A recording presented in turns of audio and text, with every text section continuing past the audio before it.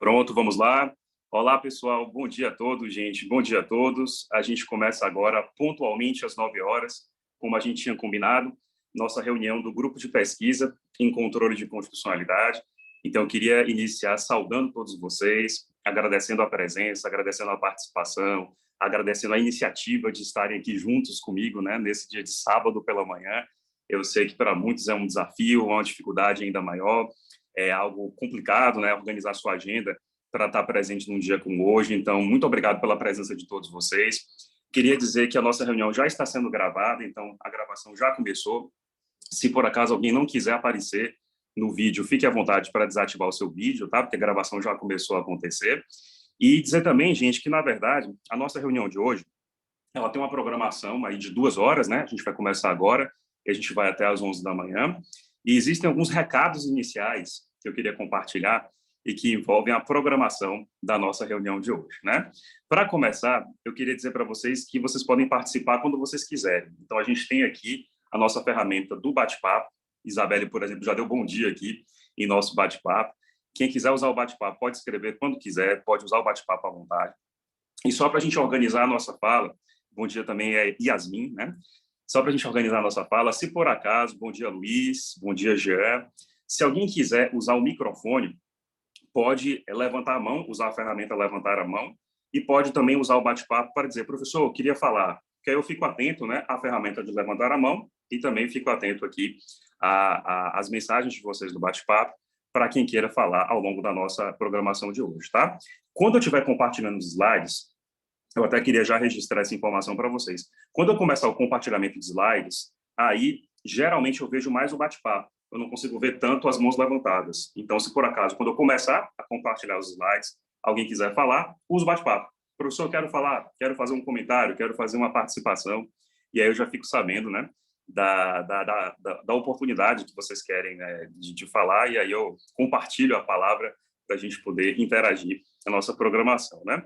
Queria dizer também, gente, que o nosso encontro de hoje, ele marca uma retomada, que é uma retomada de encontros, de reuniões de muito tempo, né? Na verdade, a gente vinha fazendo reuniões regulares do grupo de pesquisa até a pandemia. Veio a pandemia, toda a situação impactante que ela gerou. A gente fez uma pausa nas reuniões do grupo de pesquisa, mas nos bastidores eu continuei coordenando o grupo com uma parte da equipe para que a gente escrevesse a nossa Constituição Popular. Depois eu falo isso para vocês com mais atenção. Então, o nosso grupo de pesquisa sempre tinha reuniões regulares, né, que foram interrompidas durante a pandemia e agora retomaram, né? Hoje a gente tem essa retomada, esse momento simbólico, né, de retomada das reuniões do grupo de pesquisa, mas nos bastidores eu continuei coordenando o grupo para a gente dar seguimento às nossas publicações. Então, a gente fez a Constituição Popular, a gente revisou a Constituição Popular, também nesse cenário de pandemia, e foi lançada agora em 2022. Então, sejam bem-vindos à nossa programação. Uma pergunta que eu sempre ouço, é muito comum essa pergunta, professor, o senhor pretende fazer uma seleção nova do grupo de pesquisa, um novo edital do grupo de pesquisa? Eu pretendo, gente, eu tenho essa intenção de fazer uma seleção nova, eu estou só verificando a capacidade operacional do grupo até o final do ano. O que significa isso? Não adianta eu fazer uma seleção nova do grupo de pesquisa e lançar uma quantidade de vagas que eu não consiga dar conta no processo de orientação da pesquisa, de escrita e de revisão dos trabalhos. Então, eu estou verificando qual é a nossa capacidade real operacional, né, para poder lançar esse edital assim que for possível, e aí eu espero que, lançando esse edital, a gente possa aí já incorporar novos integrantes oficialmente ao grupo e a gente dar também andamento às nossas atividades.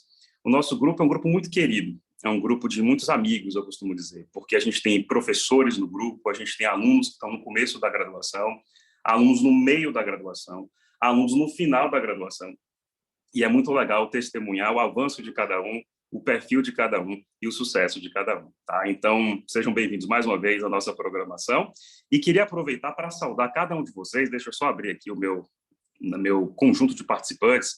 Então, a saudação para Bianca, Diana, Felipe, Gabriel, Jean, Isabelle, João Maurílio, Luiz Antônio, Maurício, Thales, Vitor e Yasmin. Então, quis citar o nome de cada um de vocês para prestigiá-los em relação também à presença aqui em nossa programação. A gente teve, nas inscrições feitas para essa reunião, a gente teve 50 inscrições, mas cada pessoa tem seu planejamento, tem sua agenda. Então, alguns vão entrar durante a reunião, vão sair, Se alguém tiver alguma necessidade, pode sair também, pode voltar. A gravação continua, a reunião continua, mas a entrada e a saída são liberadas de acordo com a interação de vocês, tá? Vamos lá. O que a gente vai começar a fazer agora? Eu vou agora começar a compartilhar os slides da nossa programação de hoje, tá? Para vocês conhecerem os tópicos que a gente vai enfrentar na programação. Enquanto eu estiver fazendo esse comando, gente, vocês vão perceber que deve sumir a minha imagem da tela, deve ficar meu áudio por aqui, né? Que é o que acontece enquanto eu faço esse processo aí de compartilhamento dos slides, para que a gente possa começar a visualizar o material programado para a reunião de hoje. Então, já estou aqui fazendo os comandos, né, do compartilhamento de slides, para a gente poder começar. E eu vou estimular vocês a participar toda hora. Vocês vão perceber que eu faço algumas perguntas provocativas, eu faço alguns questionamentos, né, justamente para a gente poder interagir, a gente poder conversar ao longo da nossa reunião. Já fiz o comando aqui, gente, em alguns segundos os slides devem aparecer na tela, vocês vão perceber aí. Para mim já estão aparecendo, tá? No dispositivo de vocês, se vocês quiserem, vocês podem virar o celular, se alguém estiver usando o celular, se vocês virarem o celular e colocarem na horizontal, talvez fique mais fácil a visualização, os slides fique mais ampla, né? Essa visualização. Para mim já estão aparecendo, tá, gente? Esse primeiro slide tem um logo, a logomarca do nosso grupo de pesquisa, que é o GPCC, Grupo de Pesquisa em Controle de Constitucionalidade. E vocês encontram, além dessa logomarca, vocês encontram aí o meu nome, professor Gabriel Marques, e alguns dados de qualificação. A minha experiência na França como professor visitante, na Universidade Sorbonne, entre 2020 e 2021, meu mestrado e doutorado na Universidade de São Paulo, e minha filiação atual, na condição de professor de Direito Constitucional, da Universidade Federal da Bahia e da Faculdade Baiana de Direito. Gente, a partir de agora, eu queria que a gente se comunicasse muito pelo chat, tá? Se por acaso vocês tiverem alguma dúvida, podem usar o nosso bate-papo, ou se por acaso alguém quiser falar, pode falar assim, professor, eu quero falar. Aí na hora eu já sei, e aí já cedo a palavra para a gente poder interagir. Antes de avançar, gente, só uma pergunta, para ver se está tudo funcionando bem, tá? Digam aí, por favor, no bate-papo, se vocês conseguem me ver bem, se vocês conseguem me ouvir bem, se está tudo funcionando direitinho, tudo ok? Vitor falou que sim, Jean também, Thales também, tudo ok, maravilha, ótimo, Maurício, obrigado, gente. Então, podemos prosseguir na nossa programação, né? Ótimo, vamos lá. Então, esse slide inicial é um slide, primeiro, para compartilhar com vocês a nossa logomarca. Essa logomarca foi feita pelos integrantes do grupo, especialmente Mirella teve um papel importante aí no desenho dessa logomarca, que ilustra o nosso grupo de pesquisa em controle de constitucionalidade. Como muitos não conhecem o grupo, como o grupo é uma iniciativa que, para alguns, é mais familiar, para outros não, eu achei importante começar a reunião de hoje explicando um pouco do grupo, como é que ele funciona, qual é a lógica dele, e, na sequência, a gente vai para o debate do texto escolhido para a nossa reunião de hoje, tá, gente? Então, vocês vão perceber o seguinte, na sequência, eu coloquei esse slide, que é um slide que tem alguns traços importantes do grupo que eu queria compartilhar com vocês. Primeiro, o nome, Grupo de Pesquisa em Controle de Constitucionalidade, o que já traz uma curiosidade natural. Alguns alunos que ingressaram na faculdade recentemente talvez não saibam o que é o controle de constitucionalidade, qual é a função do controle de constitucionalidade. E essa expressão, controle de constitucionalidade, ela é muito usada para o processo de proteção da Constituição, das ferramentas necessárias, as ferramentas imaginadas no processo de proteção da Constituição. Então, sempre que a gente imagina que nós precisamos proteger a Constituição, sempre que a gente cogita a ideia de proteção da Constituição, a gente pensa em controle de constitucionalidade, tá, gente? Então, esse termo, né, controle de constitucionalidade, alguns usam um termo mais amplo, jurisdição constitucional, é outra expressão que a gente pode usar, mas esse termo controle de constitucionalidade, ele é muito direcionado, melhor dizendo, para essa tarefa de proteção da Constituição. E aí a gente tem ferramentas para isso, a gente tem estratégias para isso, a gente tem modelos de proteção, aí uma série de mecanismos que a gente pode usar nessa tarefa de proteção da Constituição. Então, essa foi a ideia quando eu concebi o grupo. É um grupo, então, situado dentro do direito constitucional. Vocês têm várias matérias na faculdade, né? Uma delas é o direito constitucional, e dentro do direito constitucional, o controle é um dos tópicos, é um dos assuntos que a gente trabalha dentro do direito constitucional. Então, só para situar vocês em relação a essa função.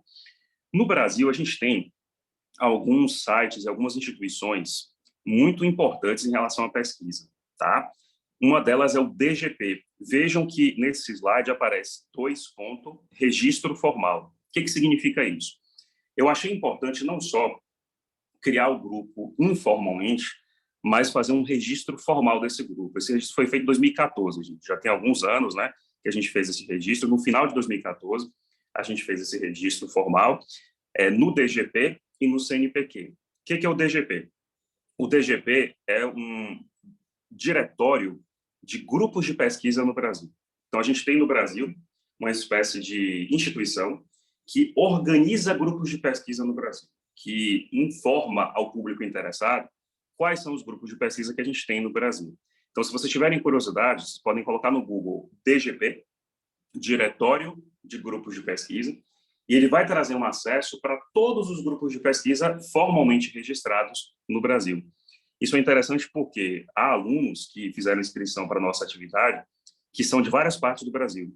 Há alunos que se inscreveram que são de São Paulo, há alunos do Pará, há alunos da Bahia. Então, a gente tem alunos de várias partes do Brasil. Tem um aluno que, inclusive, faz curso na Universidade de Coimbra, lá em Portugal. Então, se alguém tiver curiosidade de saber, bem, no Brasil, quais são os grupos de pesquisa que analisam interpretação constitucional? Vai no DGP e coloca interpretação constitucional. E aí sai uma lista de grupos formalmente registrados no Brasil, das mais variadas instituições que pesquisam interpretação constitucional. Tá? Quem é que pesquisa no Brasil controle de constitucionalidade? Vai no DGP, controle de constitucionalidade, sai a listinha dos pesquisadores, né, no Brasil de controle de constitucionalidade. Então, fiz esse registro em 2014, no DGP e no CNPq, que é outra instituição importante no Brasil, que coordena e que centraliza esforços em prol da pesquisa nacional. Então, é um grupo formalmente registrado, tanto no DGP quanto no CNPq. Tá? Uma outra pergunta natural, gente, envolve o tópico 3 desse slide. Quem integra, então, esse grupo? Quem pode integrar esse grupo? Na verdade, eu tive uma dúvida, né, quando eu montei o grupo, de quais seriam os critérios de seleção. E aí eu confesso a vocês que eu fiquei na dúvida de qual seria o melhor caminho para proceder. Controle de constitucionalidade é um assunto bem técnico dentro do direito constitucional. Então, quando você tem um aluno calouro, isso pode trazer algumas dificuldades, alguns desafios. Nada demais, mas assim, são instituições que exigem um conhecimento, um aprofundamento, né? Mas eu preferi fazer o seguinte, eu deixei o perfil mais aberto possível, para que a gente tivesse alunos de direito, alunos do bacharelado interdisciplinar, alunos dos mais variados cursos e das mais variadas etapas. Então, há alunos no grupo que são do começo da faculdade, alunos do meio da faculdade, alunos do final da faculdade, né? Eu tenho alunos que começaram na graduação e hoje são mestrandos. Tenho alunos que começaram na graduação, hoje são doutorandos, outros são professores. Então, o tempo vai passando. Veja como o tempo passa, gente. Eu comecei em 2014 o grupo. Nós estamos em 2022, 8 anos se passaram. Né? Então, a vida de cada um foi tomando um rumo, né? E é muito interessante ver que eu tive um aluno, por exemplo, João me falou que ele acabou de passar no concurso para a Procuradoria de Alagoas, né? E aí ele não podia estar hoje porque colidia com o curso de formação dele na Procuradoria de Alagoas. Então, é muito interessante a gente testemunhar o sucesso de cada um e a permanência do vínculo. Porque, embora João não esteja aqui com a gente hoje, ele falou, professor, próxima reunião que tiver, eu vou estar presente para a gente interagir e assim sucessivamente. Então, é muito legal ver, né, esse sucesso de cada um e essa persistência do vínculo com o grupo também, com o passar dos anos. A gente trabalha com uma lógica de relatoria e debates. Então, nesse item 3, vocês podem perceber que tem uma barra, tem assim, relatoria e debates. Cada membro do grupo é o relator de um texto que a gente escolhe para debater num dia. Então, por exemplo, vamos imaginar que hoje fosse o dia da relatoria de Luiz. Então, o Luiz está aqui com a gente, então o Luiz seria o apresentador de um texto que a gente compartilharia com antecedência. Ou então, Yasmin seria a relatora de hoje. Ela seria a apresentadora de um texto que a gente compartilharia com antecedência. Hoje, eu mesmo seria o relator, tá, gente? Mas isso não é toda hora que acontece. Cada membro do grupo, a gente faz uma organização para que todos possam falar de acordo com as suas agendas, de acordo com as suas disponibilidades. Cada membro do grupo exerce essa relatoria. Eu escolho o texto que a gente vai trabalhar, e aí a gente compartilha com antecedência. O relator é quem apresenta o texto para o grupo e a gente vai conduzindo o debate ao longo da reunião. É mais ou menos assim que a gente funciona. Todo mundo pode falar, todo mundo pode interagir. Se alguém quiser fazer pergunta, pode fazer na hora que quiser. A gente vai parando, a gente vai conversando. O importante é isso, né? E aí, gente, uma notícia muito boa foi que durante os trabalhos do grupo a gente percebeu a necessidade de criar um site, porque um site seria legal para registrar os nossos trabalhos, para registrar a história do grupo, né? Porque, querendo ou não, cada um tem um percurso, o grupo já tem alguns anos, e aí, com muita alegria, eu compartilho com vocês que a gente criou um site, que é o www.gpcc.ufba.br, né? E esse site me trouxe muita alegria, porque foi um site criado com domínio institucional. Então, vejam, não é .com, é .ufba.br, que é vinculado formalmente à universidade.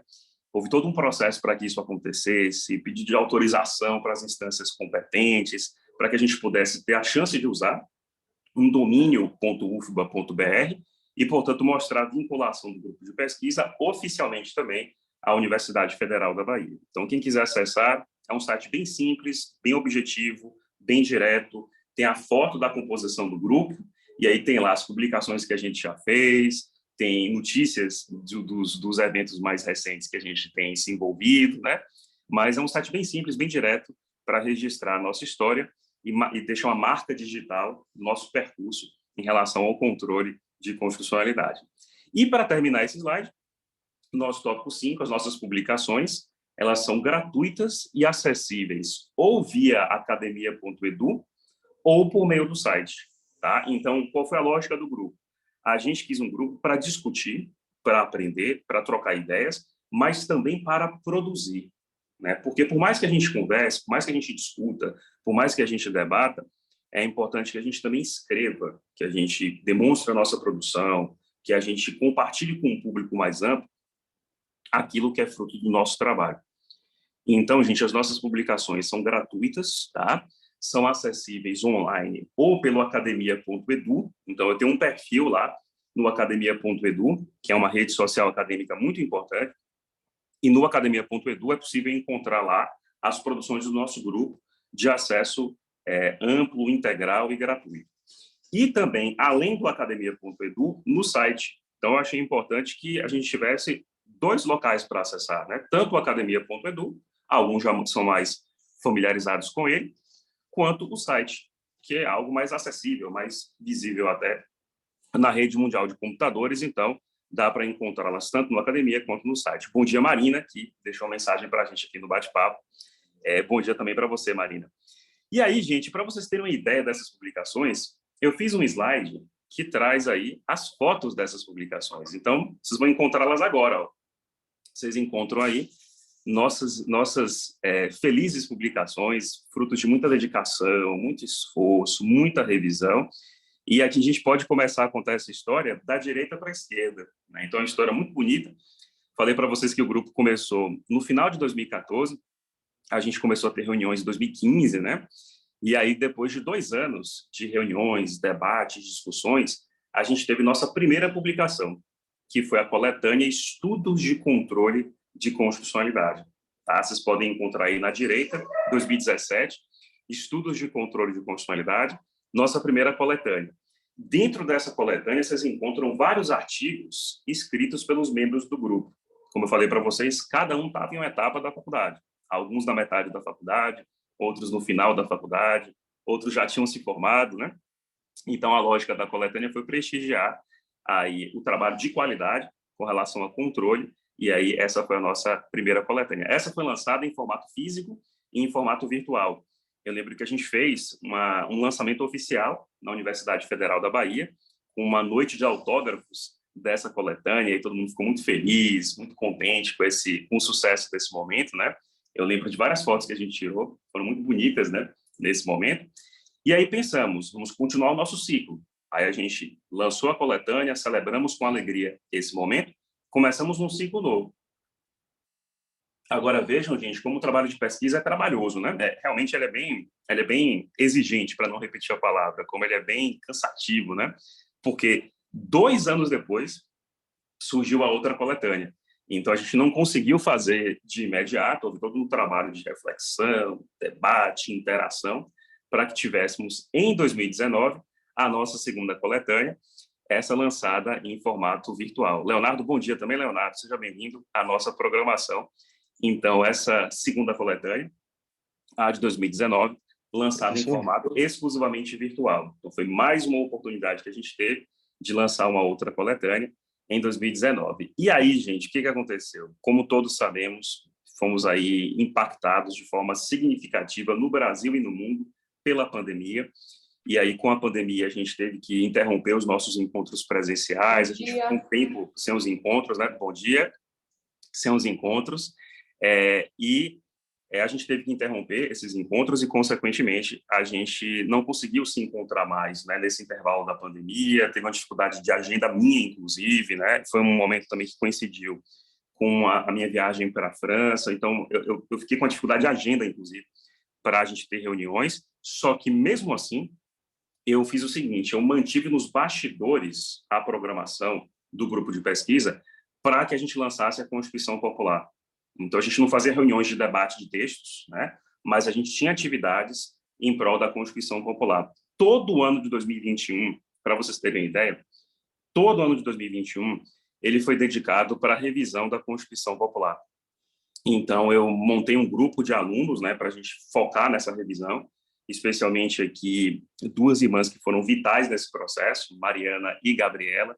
Mariana me ajudou muito no processo de revisão da Constituição Popular, a revisão jurídica da Constituição Popular, e Gabriela ajudou muito no processo de diagramação, para que ela tivesse um desenho agradável, cores bonitas, né, e fosse atraente para a gente poder divulgar essa obra, que foi uma obra pensada para um público mais amplo. Então, a gente selecionou uma parte da Constituição brasileira, a parte dedicada às garantias fundamentais, e essa parte foi trabalhada para que ela ficasse numa linguagem mais acessível, mais interessante, mais compreensível para o público que não é necessariamente formado em direito.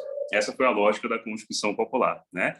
E aí, gente, lançamos a Constituição Popular com muita felicidade, agora nesse ano de 2022, e aí gerou um grande sucesso. Para vocês terem uma ideia, foi acessada já por pessoas do mundo inteiro, parabéns de várias instituições, de vários locais do mundo. A imprensa, inclusive, até já noticiou a Constituição Popular, tanto a imprensa da universidade, então ela foi tema do UFBA em Pauta, né, do Edgar Digital, na verdade, que é um jornal da UFBA que divulga iniciativas da própria universidade.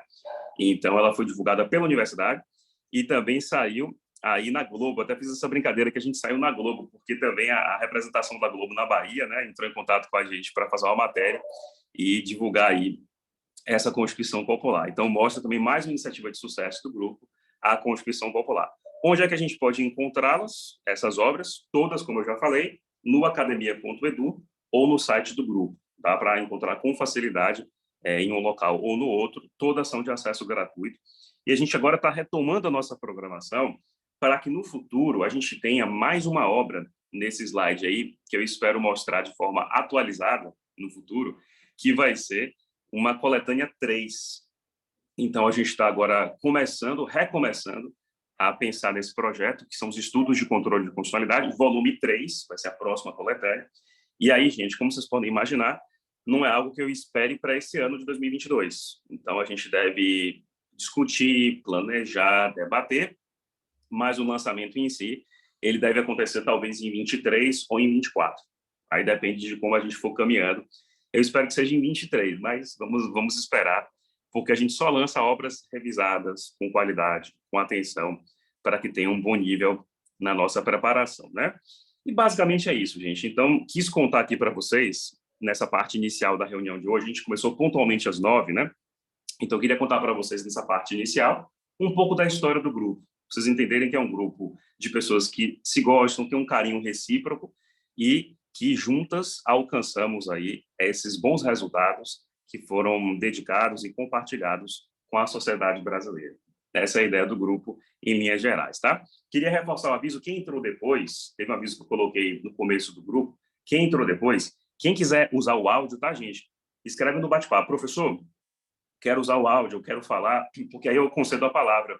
Porque enquanto eu compartilho os slides aqui, eu não consigo ver quem está com a mão levantada, tá? Então, se por acaso alguém quiser falar, usar o áudio, usa o bate-papo. Professor, quero falar, que eu já cedo a palavra para a gente poder interagir via áudio. Se alguém quiser usar só o bate-papo, também pode. E aí eu uso o bate-papo para escrever a pergunta que achar interessante, o comentário que achar interessante, o que quiser em relação a isso, né? Então, vamos lá. E aí, obrigado, Felipe. Felipe colocou aqui, Felipe Scarião disse, perfeito, obrigado, professor. E Felipe, o outro Felipe colocou, professor, uma dúvida, o texto que o senhor irá fazer a relatoria foi enviado para a gente por e-mail? Eu só recebi o e-mail com o link do Zoom. Na verdade, Felipe, o que aconteceu? O texto eu não mandei por e-mail.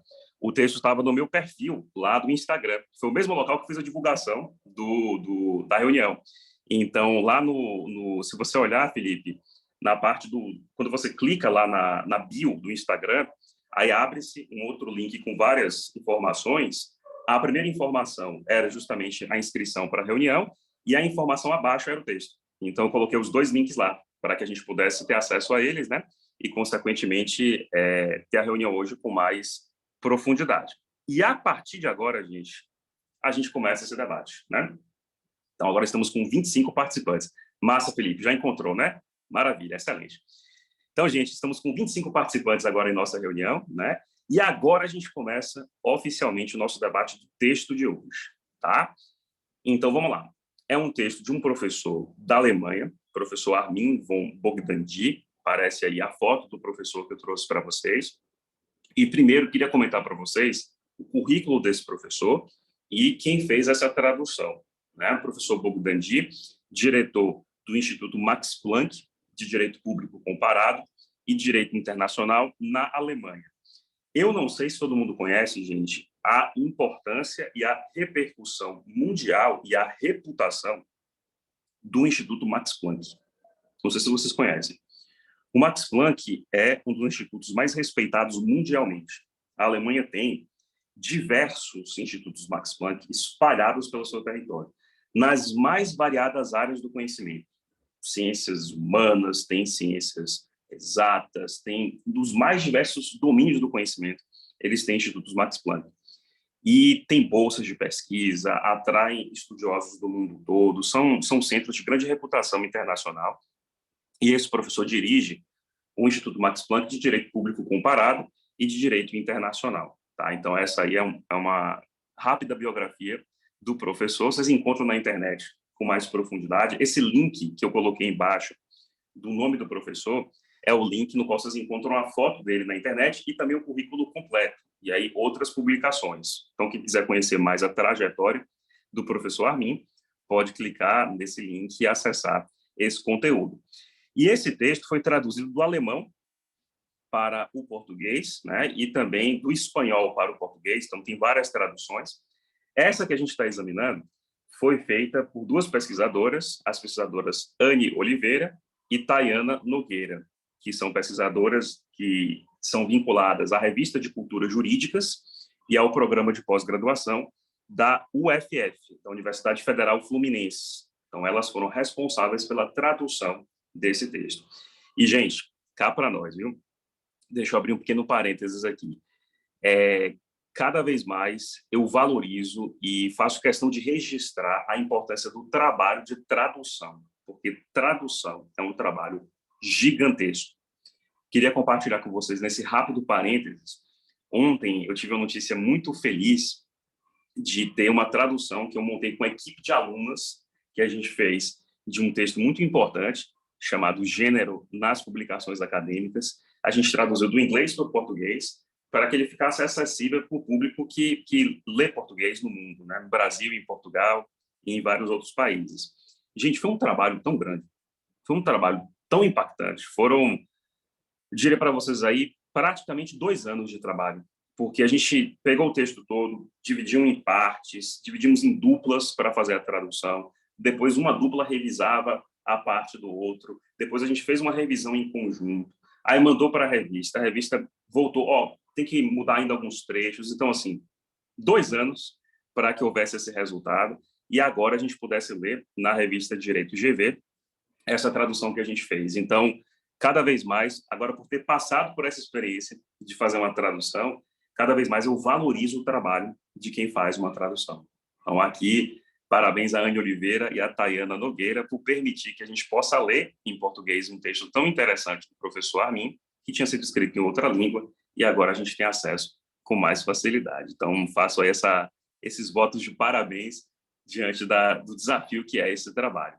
E, na sequência, gente, nós podemos encontrar o título do artigo e a fonte dessa publicação, tá? O título do artigo, Ius Constitutionale Comune na América Latina, né? Então, essa ideia de uma expressão em latim, Ius Constitutionale Comune na América Latina, e essa ideia de um constitucionalismo transformador, que é muito presente, né, no título desse artigo, e logo abaixo a fonte da publicação, a revista Culturas Jurídicas. Aqui vai um registro dos meus orientandos do mestrado, e alguns, inclusive, estão participando agora da nossa reunião.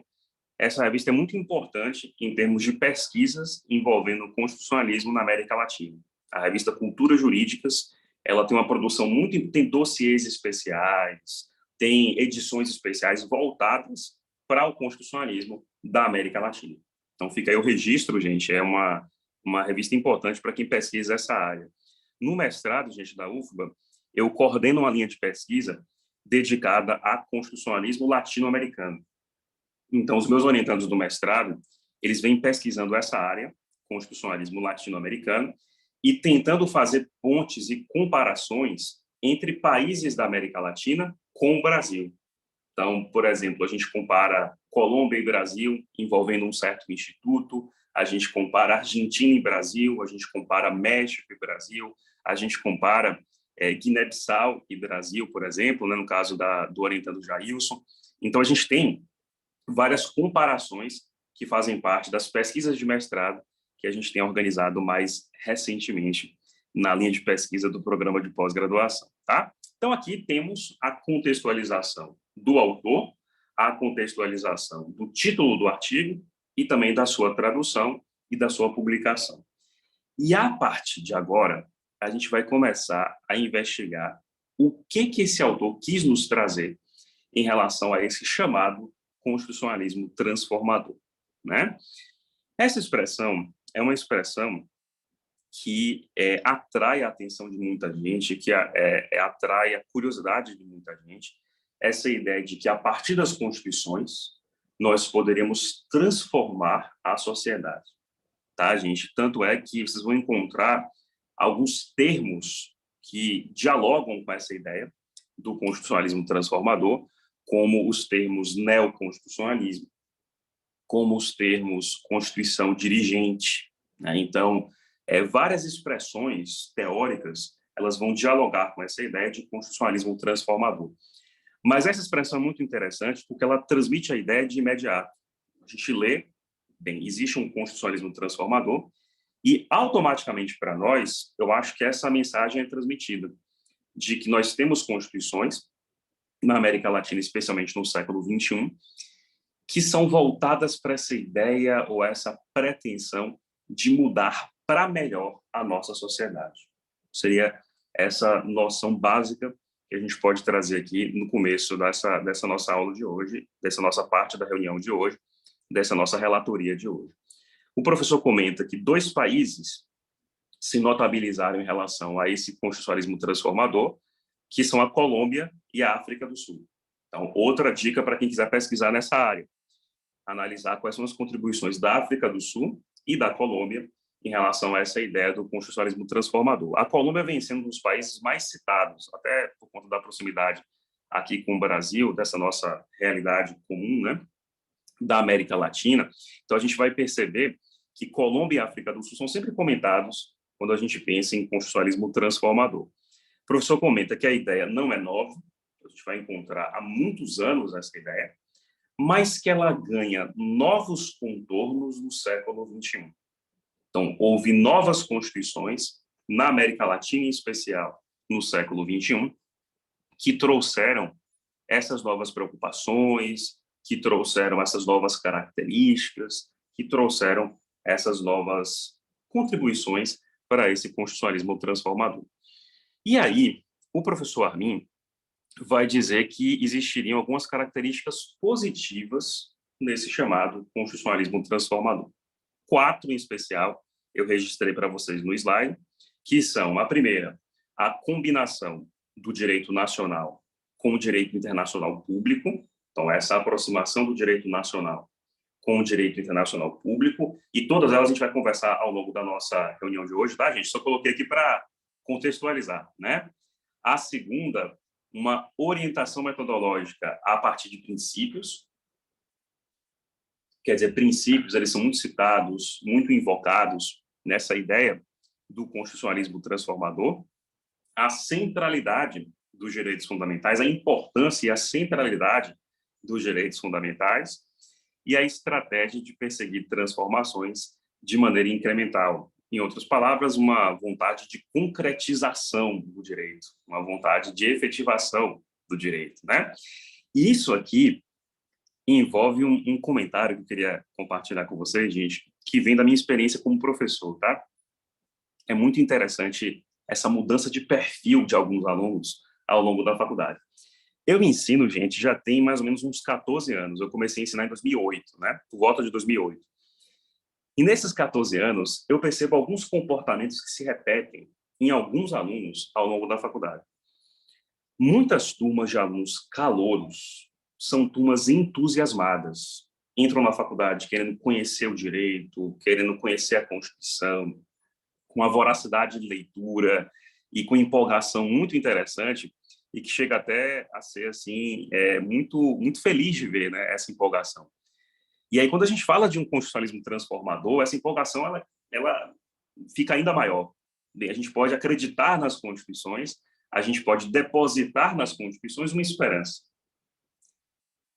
Com o passar do tempo e com o passar da faculdade, muitos desses alunos começam a se envolver em várias atividades, aí vem as pressões por estágios, vem os grupos de pesquisa, e aí, no final da faculdade, gente, não são todos que conservam essa mesma empolgação, esse mesmo entusiasmo do começo da faculdade.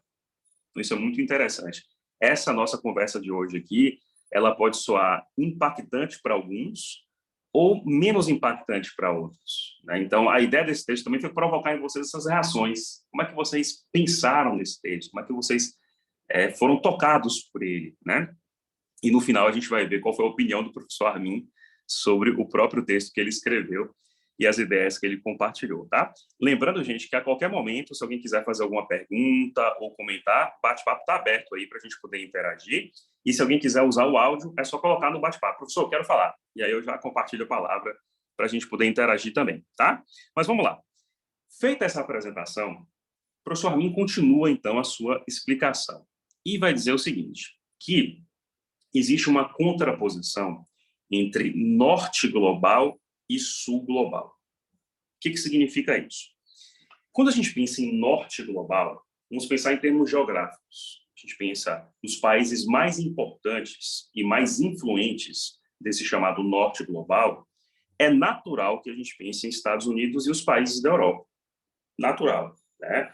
Pela sua construção, pela sua influência, pela sua repercussão de ideias em perspectiva mundial. Só que, de alguns anos para cá, a gente percebeu que houve vários esforços em prol da construção de novas ideias e de novos pensamentos, não necessariamente vinculados aos pensamentos dos Estados Unidos e dos países europeus, porque eles vieram de outras realidades, eles surgiram em outros contextos, em outras sociedades, com outras perspectivas. E não necessariamente eles são aplicáveis ao Brasil. Então, vou fazer uma pausa aqui, vou fazer um comentário em homenagem à minha amiga Grazi. Grazi adora quando eu faço um comentário assim, curioso, né, Grazi? A gente já fez vários comentários desses ao longo de anos de reunião. Então, fazer uma pausa aqui, fazer uma homenagem à Grazi, para comentar para vocês, gente, uma história assim, simples de uma experiência minha na França, para vocês perceberem como as preocupações são distintas, como cada realidade é diferente, né? Só para vocês terem uma noção, vou citar o caso da violência, que é um tema que é muito presente, infelizmente, no Brasil e em vários países, também da América Latina, também aparece no texto, e veja uma diferença de preocupação. Na França, existe um conselho, existe um aviso, que é dado nas estações de metrô mais movimentadas, mais movimentadas. E é um aviso que eles colocam sempre em várias línguas. Então, aparece em francês, aparece em inglês, aparece em espanhol, aparece em italiano. Tenham cuidado com os batedores de carteira. Eles chamam isso de pickpockets, é uma expressão que eles citam aí abertamente. Cuidado com os batedores de carteira. Pessoas que vão furtar sua carteira ou sua bolsa se você estiver distraído no metrô, por exemplo, né? Então, toda estação de metrô mais movimentada, a gente ouve esse aviso: cuidado com batedores de carteira. Mas, assim, não é tão comum essa preocupação que a gente tem no Brasil com, por exemplo, um homicídio, um tiro na rua, um assalto à mão armada. Não é que não possa acontecer, pode acontecer, mas não na proporção que a gente tem no Brasil. Então, quando a gente fala em segurança pública na França, por exemplo, são outras preocupações, são outros cuidados. Eles discutem condições de vida, discutem imigração, discutem desemprego, discutem forças policiais, discutem câmaras de segurança, mas não com as preocupações que a gente tem no Brasil. E esse é um exemplo. Então, nesse tópico 1, contraposição entre norte global e sul global, é para que a gente perceba que não necessariamente aquilo que foi pensado nos países mais desenvolvidos do mundo, as suas teorias, as suas preocupações, não necessariamente serão válidas e aplicáveis para a nossa realidade. E essa percepção aconteceu já há alguns anos na América Latina, e é um dos elementos que justifica que nós estudemos as nossas próprias soluções. Como é que a gente resolve os nossos problemas? Quais são os nossos problemas? Quais são os nossos desafios? Então, isso aparece também no texto do professor Armin, de maneira bem curiosa, bem interessante. E aí ele faz uma autocrítica. Ele comenta, bem, eu sou um autor alemão examinando o tema, né? E isso poderia trazer uma crítica natural.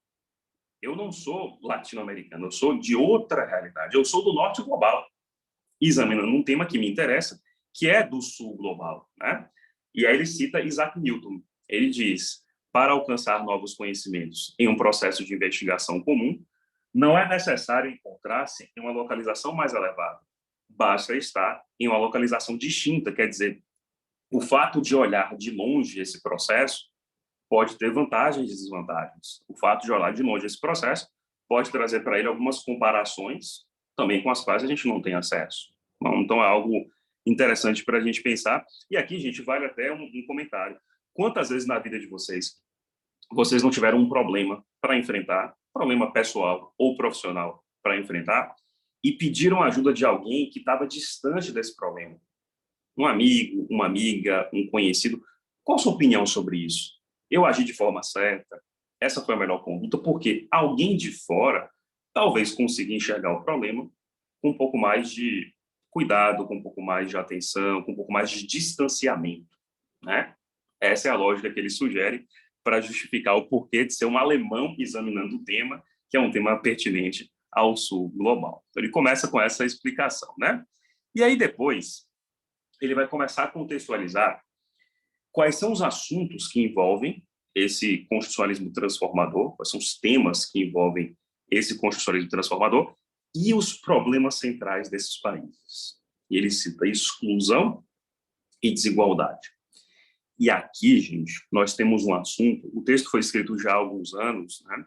Mas nós temos um assunto que sempre preocupou os estudiosos sérios desse tema, e eu acredito que hoje preocupe ainda mais o grau de exclusão que a gente tem na sociedade, por exemplo, brasileira, que é o nosso foco aqui, o Brasil, e o grau de desigualdade que a gente tem na sociedade brasileira. Deixa eu comentar para vocês uma experiência que eu tive na França e que sempre chocava os alunos quando eu conversava sobre isso, né?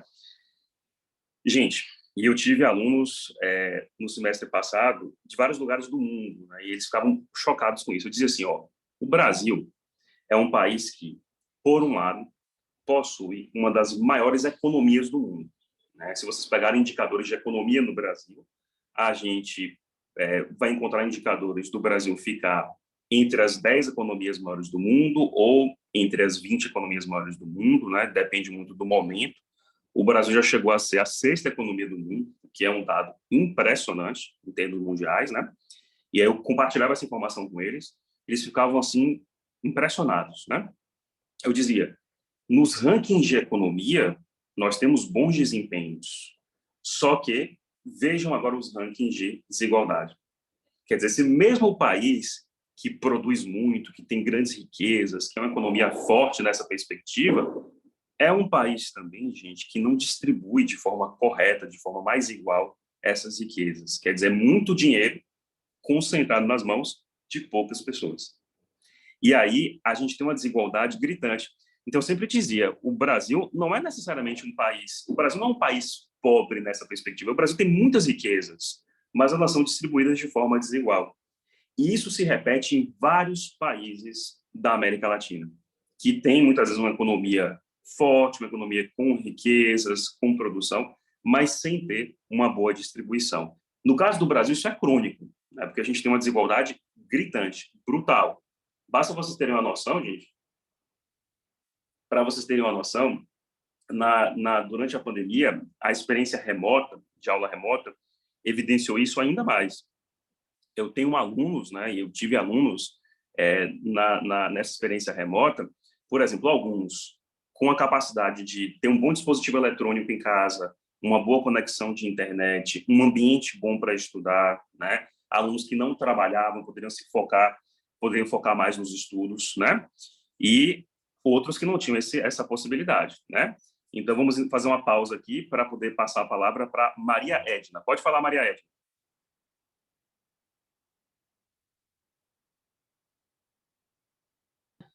Bom dia, gente. Tudo bem? Tudo bem. O senhor tocou, professor, numa ferida, né? Essa questão da educação a gente sabe que é uma ferida. E eu venho aqui falar do ponto de vista de uma educadora, porque eu sou professora da rede estadual, né? Sou advogada também. E eu pude presenciar isso bem de perto, né? E por isso eu queria compartilhar essa experiência com vocês. Perfeito. Porque a gente sabe que os alunos da rede estadual são, na sua maioria, de origem muito humilde, são alunos carentes, que muitas vezes vão para a escola para se alimentar, né? E aí, a questão da alimentação, não apenas do conhecimento, né? Mas a gente sabe do alimento do nosso dia a dia como uma questão de sobrevivência. Perfeito. E na minha experiência na rede estadual, o ano passado, a gente teve aulas na escola que eu trabalhava, ainda consegui trabalhar presencialmente da metade do ano até o final, mas do início até o meio do ano, os alunos foram prejudicados, porque nem todos tinham acesso à internet. Perfeito. Né? Perfeito.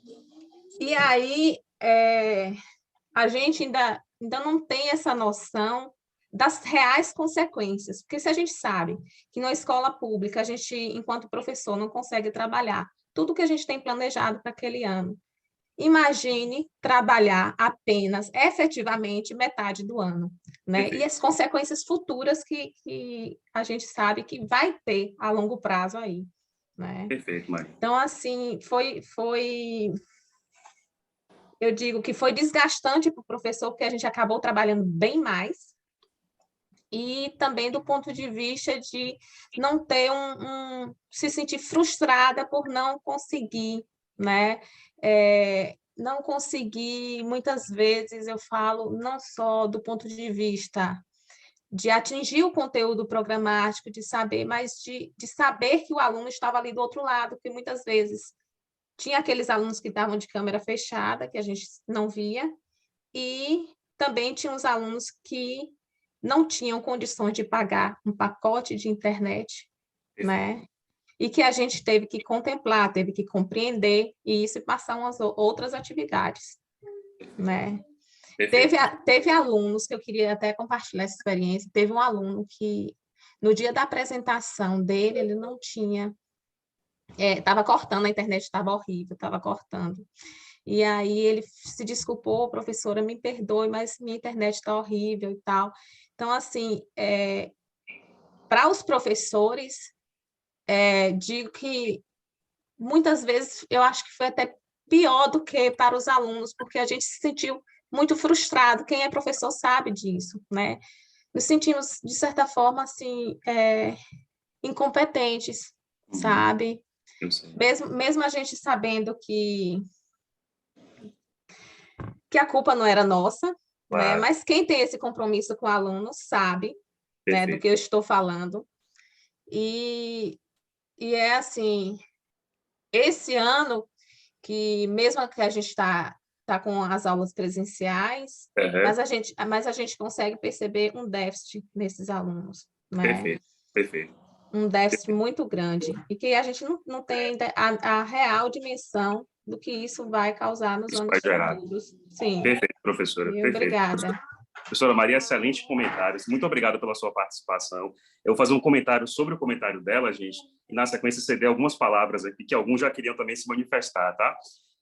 Eu vou aproveitar para fazer uma junção. O Maurício colocou no bate-papo aqui, professora, um comentário de alguns colegas dele que tiveram que trabalhar entregando comida em aplicativos para sobreviver enquanto assistiam às aulas, né? Então, eu acho que o comentário de Maurício ele se soma ao comentário da senhora em relação a essa preocupação, né? E vejam, gente, vejam como isso é delicado, né? Vejam quando a gente fala de exclusão, quando a gente fala de desigualdade, vejam como para cada pessoa toca de uma forma diferente, né? Mas são várias facetas disso, né? Então a gente pode pensar na educação, a gente pode pensar na saúde, a gente pode pensar no transporte, a gente pode pensar no trabalho, né? E nas consequências também disso para as próximas gerações. A gente está numa situação que ainda temos uma pandemia, a pandemia deu sinais de melhoria para nós, mas a gente não sabe ainda quando ela vai acabar, em definitivo, né? E a gente não sabe quais vão ser as consequências disso também para as próximas gerações, em relação ao aprendizado, ao que vai ficar no corpo de cada um, para quem sofreu, né? Quem teve que se contaminar, quem se contaminou com a Covid. Então, é algo que preocupa, e é essa perspectiva que gera uma provocação para o constitucionalismo transformador. Quando a gente fala das várias formas de exclusão, das várias formas de desigualdade, qual o papel da Constituição nisso? Como é que a gente pode enfrentar esse cenário? Como é que a gente pode tentar lidar com essa situação por meio das constituições? Essa é a lógica dessa provocação, tá? Eu vou então ceder a palavra agora a Gabriel. Pode falar, Gabriel. Bom dia, pessoal, tudo bem? Meu nome é Gabriel Fernandes, eu passo a integrar agora o grupo aí do professor Gabriel, o grupo de controle de funcionalidade. Ele acabou se referindo duplamente a mim no início da palavra dele, porque eu sou justamente o aluno que vem do Pará e que fez mestrado na Universidade de Coimbra, então minha formação de graduação é na Universidade Federal do Pará e concluí em o final de 2020 meu mestrado na Universidade de Coimbra, e agora a vida me trouxe à Bahia e por isso eu faço questão aí de compartilhar, né, dos grupos de constitucionalismo, principalmente o controle de constitucionalidade, que é um tema que me é muito caro. Queria deixar aí registrado a sensibilidade que eu tenho à questão que a professora Maria Edna trouxe, e que o colega Maurício também acabou comentando no chat, que de fato é uma questão que assola muitos países do sul global, como o professor fala, e como a gente estuda até no ensino médio, na geografia, né? Então, um país considerado, né, por um critério aí enfim, de classificação como subdesenvolvidos, né? Então, é um problema que assola esses países, mas que não assola, por exemplo, países justamente do norte, né, do globo desenvolvido, que é o caso de Portugal. Por mais que não seja dos países europeus o mais desenvolvido, Claro. mas é um país que apresenta baixos níveis de desigualdade social. Perfeito. De forma que eu trago aqui, compartilho com vocês, só para corroborar aí ao que o professor Gabriel compartilhou, um problema da jurisprudência portuguesa, por exemplo, em lidar com questões relacionadas aos direitos econômicos, sociais e culturais. Por quê? Porque a jurisprudência, em função de ser da realidade, não ser uma realidade de desigualdade social, a implementação desses direitos não é uma questão que está na ordem do dia. A gente considera em Portugal que a ordem do dia continua a ser lá a implementação justamente dos direitos civis e políticos. Por mais que seja um país que é considerado como um Estado social, né, que tem, inclusive, políticas muito voltadas ao atendimento dos direitos econômicos, sociais e culturais, a gente vê que a maior parte da jurisprudência portuguesa ainda lida com direitos civis e políticos. Perfeito. No entanto, quando foi em 2008, né, depois da crise de 2008, os portugueses têm, inclusive, um capítulo dos livros de controle de funcionalidade que fala agora numa jurisprudência de crise, porque eles tiveram que lidar diante dos problemas que a crise de 2008 acarretou nas economias, principalmente nas economias europeias, e aí em específico muito Portugal, Irlanda, Grécia, Itália, uma jurisprudência que teve que lidar com direitos econômicos, principalmente, porque muitas pessoas tiveram perdas salariais, tiveram perdas de trabalho e tudo, e eles tiveram mesmo que desenvolver uma doutrina aí para tratar desses direitos, porque era uma matéria que eles não costumavam se debruçar. Por isso que eu imagino que o professor alemão do Max Planck, que escreveu esse texto muito interessante, ele tem interesse, né, em se debruçar essa matéria, porque é uma matéria que na Europa acaba que não se discute tanto.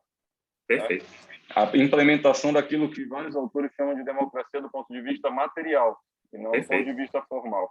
Então, eu vou encerrar minha palavra aí, a palavra do professor é óbvio, mas só assim, eu quis compartilhar também essa experiência portuguesa para corroborar a experiência francesa e a experiência de muitos dos países europeus.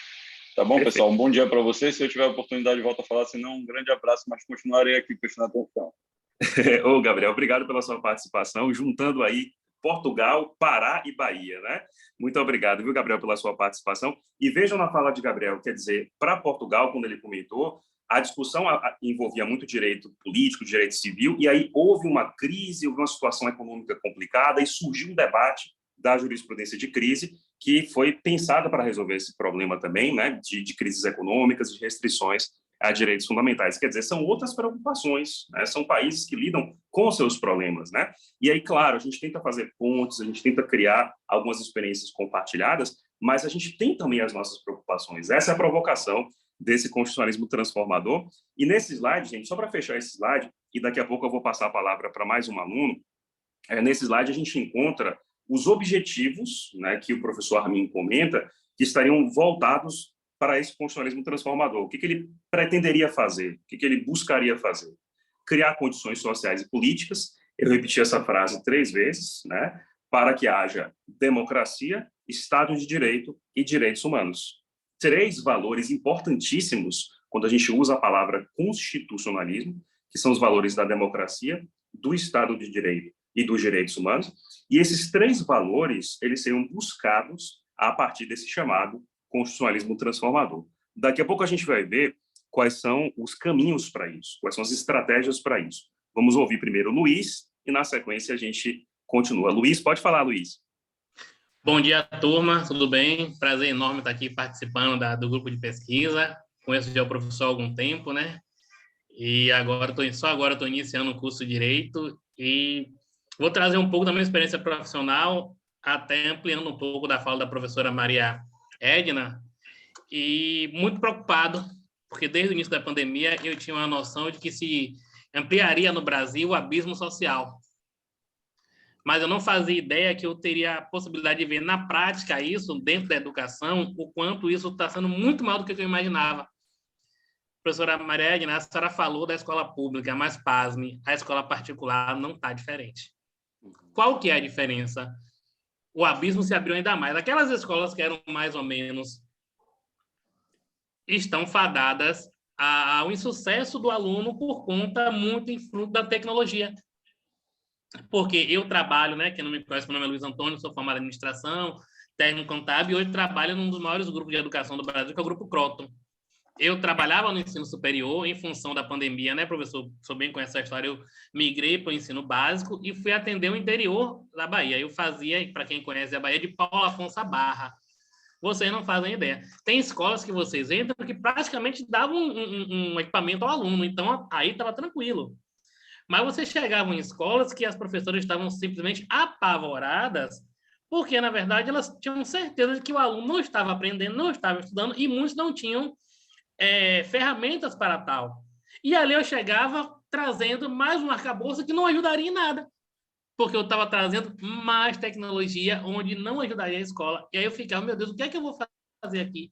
Eu sentava para conversar com o diretor, e aí aquilo foi montando um quebra-cabeça na minha mente. Nossa, então, assim, o problema não está só na escola pública, que, ao meu ver, na minha santa ignorância, não foi resolvido muito em função de boa vontade. né? Aí eu não sei onde é que a gente vai trabalhar na questão do constitucionalismo, mas, assim, nas escolas particulares, eles se debruçavam nesse problema. E agora? Eu cobro pouco, eu não tenho condição de proporcionar ao professor, muitas vezes, eu não tenho condição de ter um estúdio aqui, o professor, por outro lado, dizia que não tinha. Fora a questão geográfica, que o Brasil é interessante, né? Estamos falando na internet 5G, não sei das quantas, enquanto tem lugar que você não consegue chegar na internet e a rádio. Como é que a gente vai ampliar essa questão tecnológica para a educação? Se tem alunos que, ainda que queiram, ainda que tenham dispositivo, ele não tem a internet de qualidade. Perfeito. Então, professor, infelizmente eu fui obrigado a ampliar e deixar essa tristeza, né, aflorar aqui nesse momento e em função desse abismo social que é muito maior do que a gente imagina.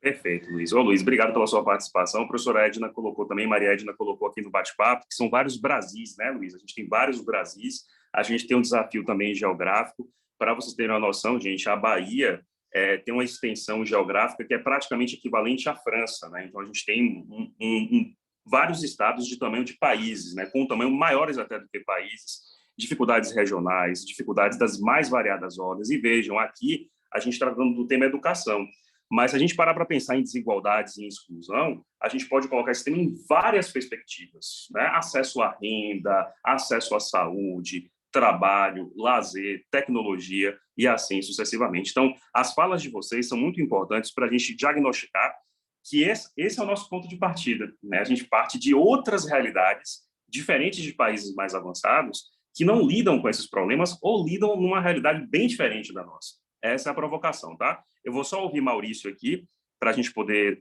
dar sequência a nossos slides. Maurício, pode falar. Oi, bom dia, tudo bem, turma?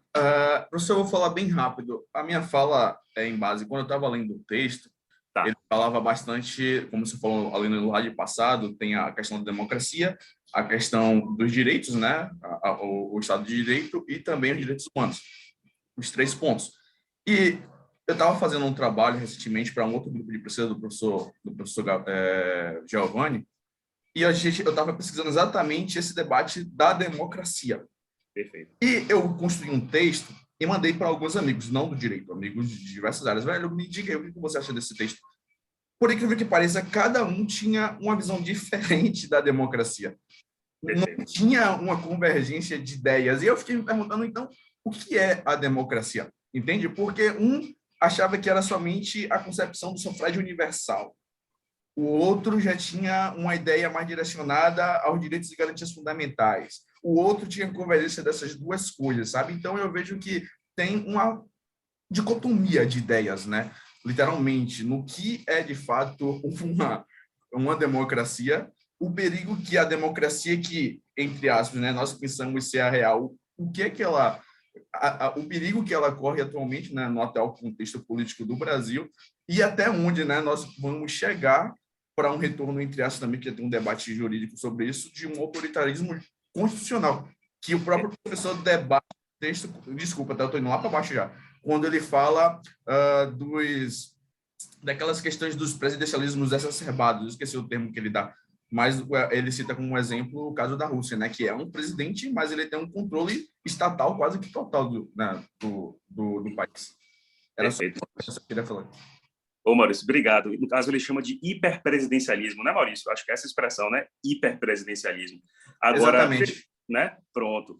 Perfeito, Maurício. Então, você traz essa preocupação para mostrar o quanto até os próprios conceitos são discutíveis, né? O conceito de democracia, o que é direito, o que significa direitos humanos, o que significa Estado de Direito. Então, vejo que quando a gente começa a se aproximar desse assunto, gente, começa a aprofundá-lo, existe uma diversidade de conceitos, né? Existe uma variedade de conceitos que traz esse desafio também para a gente poder avançar, né? Yasmin colocou aqui também no bate-papo o quanto a mãe dela, que é professora municipal, ela comentou a dificuldade de alguns alunos do Fundamental 2, né, em relação a saber ler e escrever. Então, a gente percebe aí, mais uma vez, essa constatação dos problemas que a gente tem, variados, múltiplos, diversificados no Brasil, infelizmente, em relação à educação, e como o Luiz colocou, tanto no ensino público quanto no ensino particular, né? Excelente, gente. Então, fizemos um bom diagnóstico aqui desses problemas, né, que são diagnósticos que nos trazem muita tristeza diante dessa realidade. E agora a gente continua, então, a trabalhar o que o professor Armin vai comentar. Ele vai dizer o seguinte: os ordenamentos jurídicos latino-americanos, é o tópico desse slide que eu coloco agora para vocês, eles teriam mais abertura ao direito internacional público, né? E aí, consequentemente, Vitor pergunta qual o significado da sigla, é justamente a sigla que é o título do texto, né, Vitor? Então, Ius Constitucionale Comune na América Latina. Então, o texto usa essa sigla algumas vezes, então a ideia foi, para não repetir tudo, né, Ius Constitucionale Comune na América Latina, aí eu coloquei a sigla para ficar mais fácil na hora da gente compartilhar, entendeu? Beleza, Vitor. Então, gente, ele comenta que os países da América Latina, suas ordens jurídicas, teriam abertura para o direito internacional público e teriam mais interação na perspectiva internacional. Então, ele vai dizer que cada vez mais a gente começa a assistir, por exemplo, a Convenção Americana de Direitos Humanos ser invocada, os tratados internacionais serem invocados, como um meio de influência também nas decisões nacionais. É outro ponto que ele vai dizer que chama atenção com relação à experiência que ele teve examinando o direito da América Latina, e esses países da América Latina, essa convivência entre as esferas internacionais, entre os tratados internacionais, e, em especial, a Convenção Americana de Direitos Humanos, nos ordenamentos jurídicos nacionais. E o item 2 desse slide, ele vai dizer, bem, outro componente interessante desse ius constitucionale comune, né, na América Latina, seria o fato de colocar o direito constitucional comparado a serviço de fins democráticos. Ele cita um evento importante, o Instituto Ibero-Americano de Direito Constitucional, lá em Buenos Aires, que aconteceu em 1974, unindo juristas do México e da Argentina em especial. Então, vejam que aqui é mais um componente, bem, se a gente parte de tantos problemas, se a gente sabe que há exclusão e que há desigualdade, a gente vai notar alguns esforços nessa convivência do nacional com o internacional. É o que ele vai comentar nessa passagem do texto. E aí, gente, eu comecei a trazer para vocês alguns trechos do texto para ler e para a gente explicar. E depois tem um slide que faz uma espécie de síntese disso, para ficar mais fácil didaticamente para vocês. Na página 255, ele comenta o seguinte: o núcleo desse ius constitucionale comune é distinto. Trata-se de assegurar, a nível regional, a implementação de decisões e o cumprimento de promessas centrais das constituições estatais, sobretudo daquelas realizadas posteriormente aos governos autoritários dos anos 70 e 80 do século passado. O grande problema é que os ordenamentos jurídicos e as estruturas reais de poder não se ajustaram a tais decisões e promessas constitucionais, quer dizer, tem havido poucas mudanças nesse sentido. Portanto, à luz dessa situação, não surpreende a débil normatividade das disposições legais com um componente social orientadas à inclusão. Em outras palavras, olha que página interessante do texto. Quer dizer, a gente quer cumprir promessas. A ideia desse constitucionalismo transformador é a de cumprimento de promessas constitucionais. Várias constituições da América Latina, e a nossa é um bom exemplo disso, são recheadas de promessas constitucionais, tá? Se eu pudesse aqui, gente, dialogar com o texto do professor Armin, eu citaria, por exemplo, o artigo 3º da nossa Constituição, que é um artigo repleto de objetivos fundamentais. Lá a gente encontra vários objetivos fundamentais da Constituição. Construir uma sociedade livre, justa e solidária, garantir o desenvolvimento nacional, erradicar a pobreza e marginalização, reduzir desigualdades sociais e regionais, promover o bem de todos. Quer dizer, há várias promessas constitucionais. E quando a gente lê o artigo 3º, eu posso citar só a primeira: construir uma sociedade livre, justa e solidária. Vejam como é difícil chegar lá. Vejam como é um desafio chegar lá. Vejam como ter uma sociedade livre, justa e solidária é uma busca que a gente tem ainda em 2022, e eu acredito que teremos ainda durante muitas décadas para que a gente possa se aproximar desse ideal. Então, fechando esse raciocínio, é só para trazer para vocês essa ideia de que nós temos uma preocupação de como a gente vai conseguir tornar realidade essas promessas centrais feitas pelas constituições e que ainda hoje são difíceis de nós vermos implementadas, né? E aí, Diana queria usar a palavra. Pois não, Diana, pode falar.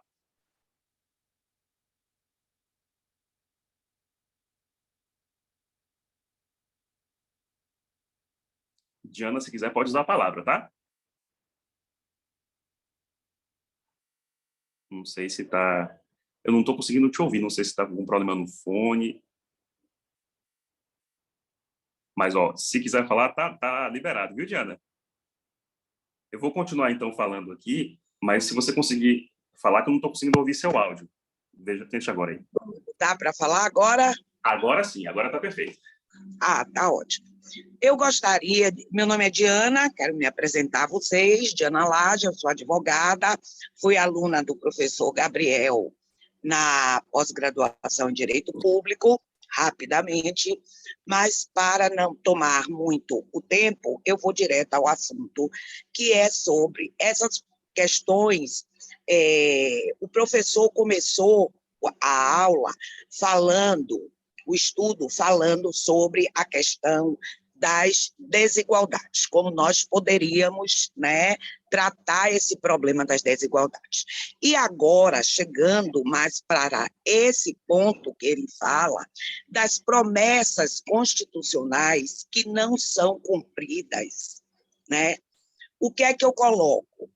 Eu uno as desigualdades com essas promessas que não são cumpridas com relação à questão de que, se nós pensássemos no tópico da Constituição, no artigo da Constituição Federal, que se hoje o brasileiro recebesse o salário mínimo que ali está estipulado na Constituição, ele chegaria mais ou menos, ou um pouco mais, R$5.000.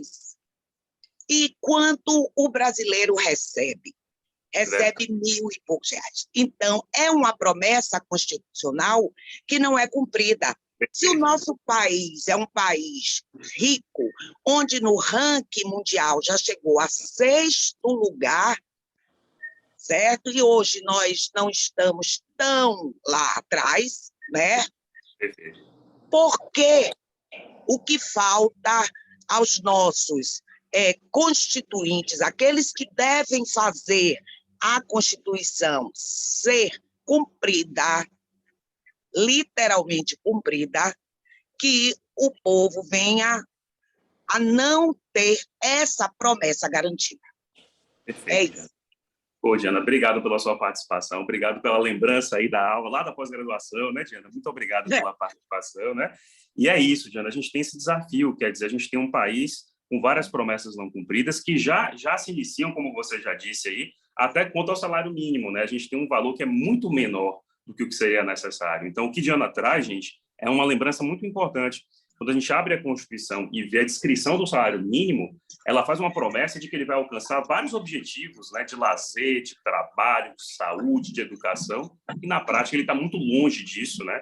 A gente realmente não consegue chegar nem perto desse valor que seria o esperado para o salário mínimo no Brasil. Então, é outro exemplo aqui, bem interessante, que Diana trouxe, de como a gente tem mais uma situação de desigualdade e de exclusão quanto ao salário mínimo entre nós, né?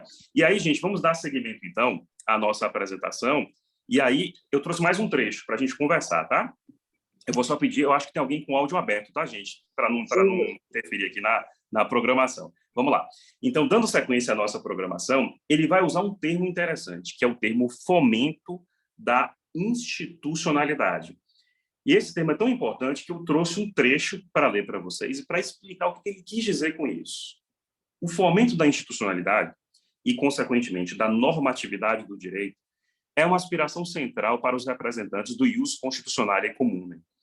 Uma das convicções fundamentais do enfoque é que, apesar de possíveis conflitos que a interação entre o Estado de Direito, os direitos humanos e a democracia possam gerar, ao final, estes só podem ser concretizados em seu conjunto. Em particular, se valoriza a separação de poderes e a independência das instituições, em oposição ao hiperpresidencialismo. Então, vejam que interessante aqui. Essa ideia de uma das aspirações centrais, então vejam que lá em cima, no título, eu coloquei a seguinte pergunta: quais seriam as aspirações centrais do ICC-AL, do Ius Constitucionale Comune, na América Latina? Uma delas seria o que ele vai chamar de fomento da institucionalidade. Ou seja, que nós tenhamos instituições, né, e fomento seria a ideia de contribuição para, estímulo para, né, um estímulo para que nós tenhamos instituições estáveis, fortes, capazes de implementar essas promessas constitucionais. Ele vai chamar isso de fomento da institucionalidade.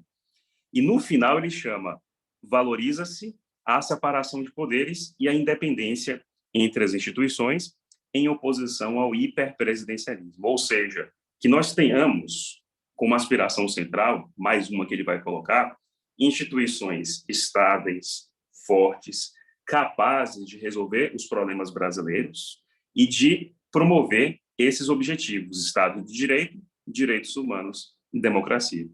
Então, esse trecho do artigo eu acho muito valioso, gente, porque ele vai lembrar a importância de resolver esses problemas por meio das instituições. É claro que a gente pode se engajar, é claro que a gente pode fazer a nossa parte, é claro que a dimensão cívica aqui, né, eu posso fazer uma doação, eu posso usar um trabalho voluntário para, de repente, contribuir para um aluno com dificuldade educacional, eu posso, de repente, fazer um trabalho voluntário numa creche, né? Então, a dimensão cívica é importante, mas também a dimensão institucional é importante, para que, de fato, a gente tenha instituições capazes, fortalecidas, com boas condições de implementação das promessas constitucionais, né?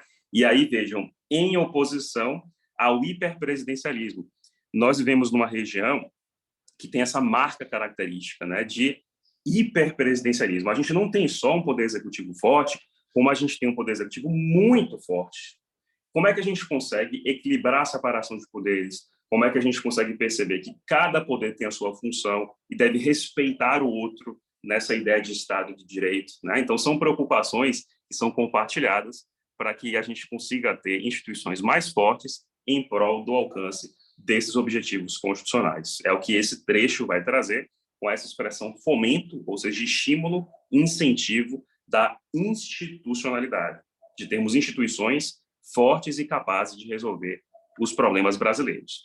E, na sequência, eu trouxe mais uma passagem importante, quando ele fala da relevância da criação de uma cultura argumentativa. Veja um trecho que ele coloca. Existe também um perigo de que os tribunais empreguem suas novas competências e liberdades argumentativas de maneira disfuncional, o que pode resultar na falta de segurança jurídica ou no patrocínio de interesses alheios ao direito. Não é fácil desenvolver discursos de aplicação convincentes sobre os direitos humanos ou princípios constitucionais abstratos na tradição jurídica latino-americana, conhecida pelo seu formalismo. A criação de uma cultura argumentativa justificadora toma o seu tempo. Nesse ponto, tem uma curiosidade para compartilhar com vocês. A Alemanha passou por uma experiência complicadíssima durante a Segunda Guerra Mundial, gerou a Segunda Guerra Mundial com a invasão da Polônia, depois foi destruída e perdeu a Segunda Guerra Mundial, vocês sabem disso tudo, mas na Alemanha, depois da Segunda Guerra Mundial, foi criado um tribunal chamado de Tribunal Constitucional Federal, o TCF, Tribunal Constitucional Federal. E esse tribunal na Alemanha, gente, da década de 40 para cá, 2022, ele vem se notabilizando por ser uma referência de cultura argumentativa. Quer dizer, um tribunal que foi criado para poder guardar a Constituição alemã, para poder proteger a Constituição alemã, e se transformaria numa referência de cultura argumentativa, um tribunal com boas discussões, com bons debates, com uma boa qualidade no seu processo de argumentação. Então, o que vai acontecer? A partir dessa constatação da experiência alemã, o que o professor Armin vai dizer aqui? Como é que a gente conseguiria criar uma cultura argumentativa? Ele vai dizer, com o tempo. Então, precisamos de tempo para que isso aconteça, precisamos de cuidados nos tribunais para que isso aconteça, e para que essa cultura argumentativa ela seja fortalecida. No slide seguinte, que continua essa mesma ideia, ele vai dizer o seguinte, que há um desafio aí em relação a essa cultura, porque ele comenta, esse desafio, quiçá explica a surpreendente recepção de Robert Alex, que é um autor alemão, na América Latina. A sua teoria sobre princípios e argumentação aclara, de maneira ainda mais precisa que a de Ronald Dworkin, as fórmulas argumentativas a que os tribunais podem recorrer para cumprir cabalmente com seu novo papel. Ao mesmo tempo, Alex mostra que uma orientação baseada em direitos humanos e nos princípios não necessariamente implica perda de racionalidade. Ou seja, ele vai citar aqui esse importante autor alemão, o professor Robert Alex, que tem uma grande influência no Brasil, é seguido por muitos autores no Brasil, muito discutido no Brasil, como um autor que poderia nos ajudar de acordo com a linha que ele comenta, na criação de uma cultura argumentativa. Então, vejam que aqui, gente, o texto está passando por vários elementos que são vitais para que haja, de verdade, um constitucionalismo transformador, né? Então, ele já passou pela importância do diálogo internacional-nacional, depois ele volta a falar sobre isso, ele já passou pelo fomento da institucionalidade, ele já passou pelo cumprimento de promessas constitucionais, e agora a gente está focando a ideia de uma cultura de argumentação. São todos esses elementos conjugados para que a gente possa, com o passar dos anos, de fato, consolidar essa ideia de um constitucionalismo transformador. Vejam o desafio, o tamanho do desafio que a gente tem pela frente para concretizar aquelas promessas constitucionais, né? E aí, gente, tem mais uma passagem que eu queria compartilhar com vocês antes de fazer uma síntese disso, né? Que é uma parte em que ele vai comentar a relação do direito internacional com o direito constitucional. Ele vai lembrar a importância do sistema interamericano de proteção a direitos humanos e diz o seguinte: o sistema interamericano de proteção a direitos humanos é o mecanismo regional mais importante para fortalecer o constitucionalismo, mas não único. A Carta Democrática Interamericana é outro mecanismo, e é uma resolução da Organização dos Estados Americanos sem caráter vinculante, mas que contém um mecanismo de controle que já havia sido utilizado no passado para a promoção da democracia. Então, nessa parte do texto, ele vai dizer: há uma conexão do direito internacional com o direito constitucional, há uma interlocução, há um diálogo entre o direito internacional e o direito constitucional. E, para a gente fechar essa ideia, vejam o que ele vai dizer nesse slide. Ele vai dizer o seguinte: essa conexão do direito internacional com o direito constitucional também a gente pode encontrar no Mercosul. Ele cita aqui: embora a integração econômica seja o foco principal desse regime, ele também voltou sua atenção para questões constitucionais. E aí ele cita o Protocolo de Assunção, com proteção dos direitos humanos, e o Protocolo de Ushuaia. Ou seja, todo um esforço para que a gente possa criar, com o passar dos anos, uma cultura de efetiva proteção a direitos humanos na realidade tão difícil da América Latina. Vamos ouvir, então, Gabriel. Pois não, Gabriel? Professor, uma provocação rápida aqui. Nós sabemos, provavelmente todos, que o principal, pelo menos aquele que tem maior proeminência, aí, maior protagonismo no constitucionalismo brasileiro e que levanta aí com muita propriedade e até de forma fervorosa a bandeira do neoconstitucionalismo, da interpretação axiológica da Constituição, também uma interpretação sociológica da Constituição, ou seja, o entendimento de que a Constituição não é um ser estanque que precisa carregar ainda os valores de 1988, por exemplo, mas que precisa ser interpretada de acordo com a realidade social de 2022, o professor, né, ministro Luiz Roberto Barroso. Mas é muito criticado por constitucionalistas formalistas, né, constitucionalistas positivistas, em função da sua posição, que acaba hoje influenciando muito na jurisprudência do Supremo Tribunal Federal. Então, eu queria lhe fazer uma provocação aí, que se eu pudesse comentar, por que a gente ainda encontra essa resistência desse tipo de interpretação, né, que busca aí concretizar esses direitos prometidos pela Constituição Federal, mas que encontram óbice mesmo no próprio formalismo e no próprio positivismo que alguns procuram emprestar à interpretação constitucional.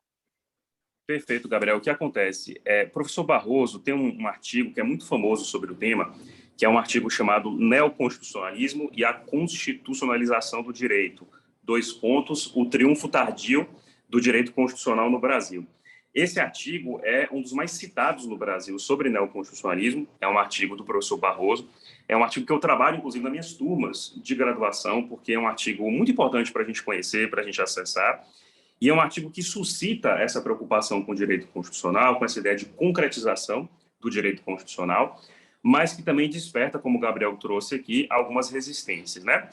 Para sintetizar, e a gente não fugir muito da programação de hoje, até porque esse tema é um tema que mereceria um encontro exclusivo para ele, né, que ele é bem profundo, mas para sintetizar, eu acho que a gente tem aí um contraponto que aparece em vários autores, envolvendo concretização constitucional e separação de poderes, né? Então, a gente vai encontrar essa grande preocupação envolvendo, de um lado, a ideia de concretização constitucional, do outro lado, a ideia de separação de poderes.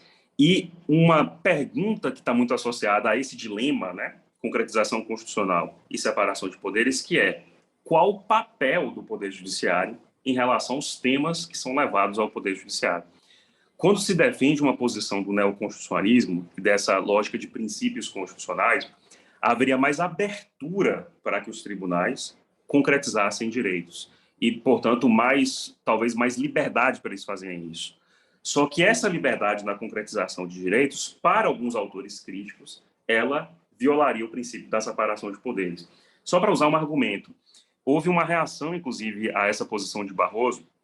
Barroso tem esse texto do neoconstitucionalismo e tem um outro em que ele fala de papéis do Poder Judiciário e especialmente da Suprema Corte na concretização de direitos, e houve uma reação recente de alguns juristas que escreveram um artigo tentando rebater as teses do professor Barroso e fazer um diálogo com esse artigo do professor Barroso. Então, é uma discussão muito interessante, muito instigante, é uma discussão que mereceria, Gabriel, um outro momento, porque não dá para a gente falar dela com a profundidade necessária agora, mas eu resumiria dessa forma, citando o artigo importante dele, do neoconstitucionalismo e da constitucionalização do direito, dizendo que a gente tem um dilema entre separação de poderes e concretização constitucional, e uma dúvida sobre qual seria o papel legítimo de um tribunal diante dessas demandas. E essa dúvida gera várias perplexidades e vários debates também. Fechando esse parênteses, gente, voltando para cá, o professor Armin, ele vai discutir, então, os status, qual seria o status, melhor dizendo, dos tratados de direitos humanos nas ordens nacionais e também na noção francesa de bloco de constitucionalidade.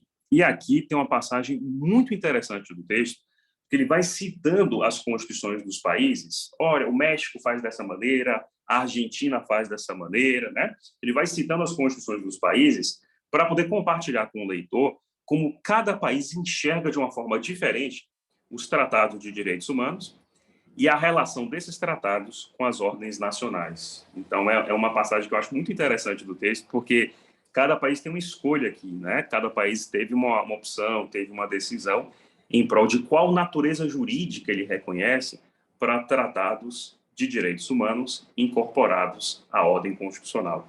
E aí o professor Armin faz um passeio nas experiências internacionais, elogia até a experiência argentina a esse respeito, né? Mas diz que, no geral, a gente percebe mais integração entre o direito internacional e o direito constitucional. E aí, gente, quando eu montava os slides para a nossa reunião de hoje, eu senti que eram muitas ideias, eu pensei, são muitas ideias importantes, eu vou tentar colocá-las num slide de síntese para a gente aqui trazer o que houve de essencial até agora, né? E aí eu fiz esse slide para compartilhar com vocês, tá? Elementos essenciais para o constitucionalismo transformador, e aí trouxe uma síntese dos 4 pontos que o professor Armin comentou até agora. Ele partiu, vejam na esquerda aí, tem um item 1, ele partiu de promessas constitucionais, quer dizer, da constatação de que várias constituições da América Latina, elas são conhecidas, elas são reconhecidas por trazerem no seu conteúdo várias promessas constitucionais, né? De que haverá uma sociedade melhor, de que haverá uma sociedade mais solidária, de que haverá uma sociedade mais justa também. No caso do Brasil, e trazendo para a realidade do Brasil, eu citei o artigo 3º da nossa Constituição, que é repleto de promessas constitucionais. E eu acho que uma das mais simbólicas é o artigo 3º, inciso 1º, quando diz construir uma sociedade livre, justa e solidária. O que a gente deseja enquanto projeto de país é a construção de uma sociedade livre, justa e solidária. Essa é a primeira constatação. A gente parte daí, desse conjunto de promessas constitucionais, né? E como é que a gente vai alcançar essas promessas? Aí eu separei os itens 2, 3 e 4 que aparecem nesse slide. A gente vai alcançar essas promessas, por exemplo, estimulando, fomentando, contribuindo para que haja mais institucionalidade. Claramente aqui ele tem uma influência do professor argentino Roberto Gargarella, né? Que a gente tenha mais instituições fortes, estáveis, capazes de fazer as suas tarefas, capazes de cumprir o seu papel constitucional, esse fomento da institucionalidade, com efetiva separação de poderes, com efetiva independência entre as instituições e respeito entre as instituições, o que é muito importante a gente ter. Logo na sequência, a criação de uma cultura argumentativa, o item 3, né? Ou seja, a ideia de que nós precisamos ter uma cultura argumentativa. E o que seria uma cultura argumentativa? É o ponto agora, Vitor, que você traz como questionamento, né? A ideia de que a gente vai discutir nos tribunais temas importantes, mas que haja uma boa qualidade de fundamentação, que haja uma boa argumentação, que haja um bom debate, que haja decisões constitucionais, Vitor, marcadas pela sua notoriedade, pela sua qualidade, pela sua profundidade, né? Então, essa ideia de cultura argumentativa. Bem, eu posso restringir um direito fundamental? Posso, mas com base em quais argumentos, com base em quais contextos, em quais cenários, usando quais precedentes? Ou seja, essa ideia de uma cultura de argumentação que faça com que os tribunais também tenham aí um papel importante a cumprir nessa lógica de um constitucionalismo transformador. No caso do Brasil, Vitor, isso é interessante porque a gente tem decisões e decisões, a gente tem juízes e juízes, a gente tem tribunais e tribunais. Não são todos, evidentemente, em todos os casos, que prezam por esse cuidado aprofundado na argumentação. Tem várias razões para isso, né? Talvez razões aí, inclusive, de quantidade de trabalho, talvez razões que envolvam a grande quantidade de competências, né? Mas o que ele vai dizer é o seguinte: a gente só vai avançar para um constitucionalismo transformador se houver a seriedade no cumprimento das promessas constitucionais, se houver esse estímulo à institucionalidade, que ele chama de fomento da institucionalidade, e também se houver esse estímulo à construção de uma cultura argumentativa, para que a gente entenda racionalmente por que houve uma restrição a direito em um caso, por que não houve no outro, por que aquele caso é precedente para um outro e o outro não é, né? Se a gente olhar para a Constituição, a nossa Constituição Federal, ela tem uma exigência que é a de que toda decisão judicial tem que ser fundamentada. Porque a fundamentação, Vitor, traz para a gente o convencimento daquela decisão, né? Se você tem um direito seu restringido, você vai ser impactado por isso, você tem que saber o porquê da restrição, qual é a base para a restrição, qual o alcance da restrição, por que foi essa restrição e não outra, né?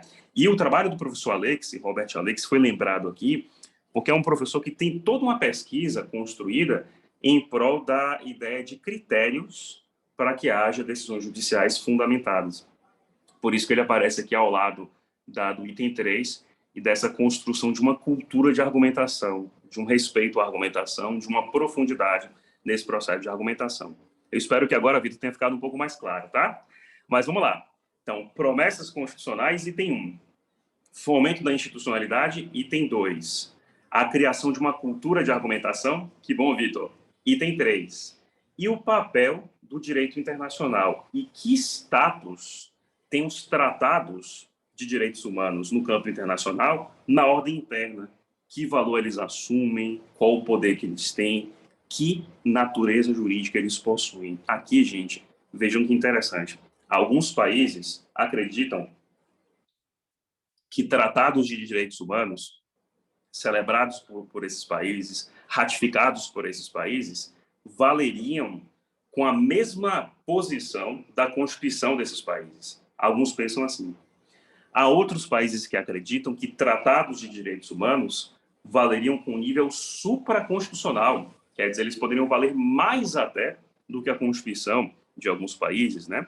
E o que o professor Armin vai trazer é como vários países, e quem já leu o texto percebeu isso, cada um escolheu um caminho em relação a isso. Cada um tratou de uma forma diferente esse intercâmbio entre o direito internacional e o direito nacional. E aí, gente, caminhando para a parte final da nossa exposição aqui dos slides, ele vai dizer uma outra parte importantíssima que envolve pluralismo, né?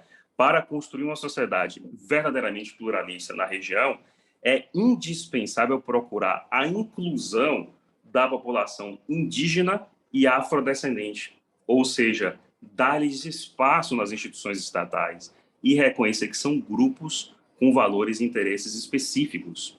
Isso também explica o segundo aspecto do pluralismo, já que muitas vezes esses grupos contêm uma ordem normativa própria e particular.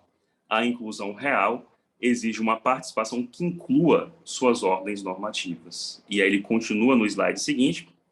Aqui encontramos, deixa eu só aqui ler para vocês aqui, encontramos algumas inovações constitucionais recentes muito importantes desde 2001, e como reação ao levante zapatista em Chiapas, a Constituição mexicana estabelece seu artigo 2º, que a nação mexicana é multicultural e, portanto, também inclui povos indígenas, tal como a Constituição da Bolívia de 2009, que é a mais avançada nesse sentido, já que integra princípios éticos dos povos indígenas, a cosmologia indígena e certas formas de propriedade coletiva. Então, vejam que agora, depois de falar sobre tudo aquilo que a gente já conversou, fomento da institucionalidade, a criação de uma cultura argumentativa, né? E essa ideia de um diálogo e de uma interação entre a ordem internacional e a ordem nacional, o que a gente vai perceber? Que há um apelo ao pluralismo, ao respeito aos diversos povos que formam cada povo latino-americano, né? E aí vejo, ele cita populações indígenas, populações afrodescendentes, têm que ser respeitadas, têm que ser incluídas nesse processo e que têm que ser levadas a sério nesse processo. Vejam que interessante esse apelo, gente. É um apelo que a gente vê em 2022 ainda muito difícil de ser implementado concretamente. Quantos casos a gente vê no Brasil, por exemplo, de desrespeito aos povos indígenas, de invasão de território, de mortes, de diversos atentados, violências, né? Quantos casos a gente vê diariamente de racismo acontecendo, né? Então, tanto aqui para os povos indígenas quanto para a população afrodescendente, a gente vê essa preocupação com inclusão, que é um tema que passou a fazer parte das constituições da América Latina mais recentemente. Ele citou aqui nesse slide o caso do México, do artigo 2º, e citou o caso da Bolívia de 2009, que é um caso muito citado, o quão avançada foi a Constituição Boliviana de 2009 na integração dos povos indígenas no seu texto normativo. Vamos ouvir então o Jailson. Pois não, Jailson, pode falar. Olá, bom dia a todos. Sou Jailson Armando Cari, de Guiné-Bissau. Eu faço mestrado na UFBA com o professor Gabriel Marques, meu orientador, né, em Direito Público, né, sobre controle jurisdicional da administração pública. Então, tocando nessa questão do pluralismo, no caso, que a gente verifica, porque a maioria dos estados recentes, por exemplo, os estados africanos, de Guiné-Bissau, Angola, Cabo Verde, que são países, na verdade, que tomaram independência em 1974, 73, então a gente percebe que muitas vezes esses países a gente vive uma homogeneização e uniformização, entendeu, do sistema central do Estado, né, com base no modelo eurocentrismo, né, de uma forma que a gente fala que uma lógica colonial, né, que foi implementada na Guiné-Bissau, que na verdade que há uma uniformização dos poderes, né, e também dos valores políticos e sociais, né. Calma, na verdade, aí toma o modelo como base, nossa referência da Constituição, com base no modelo português, né?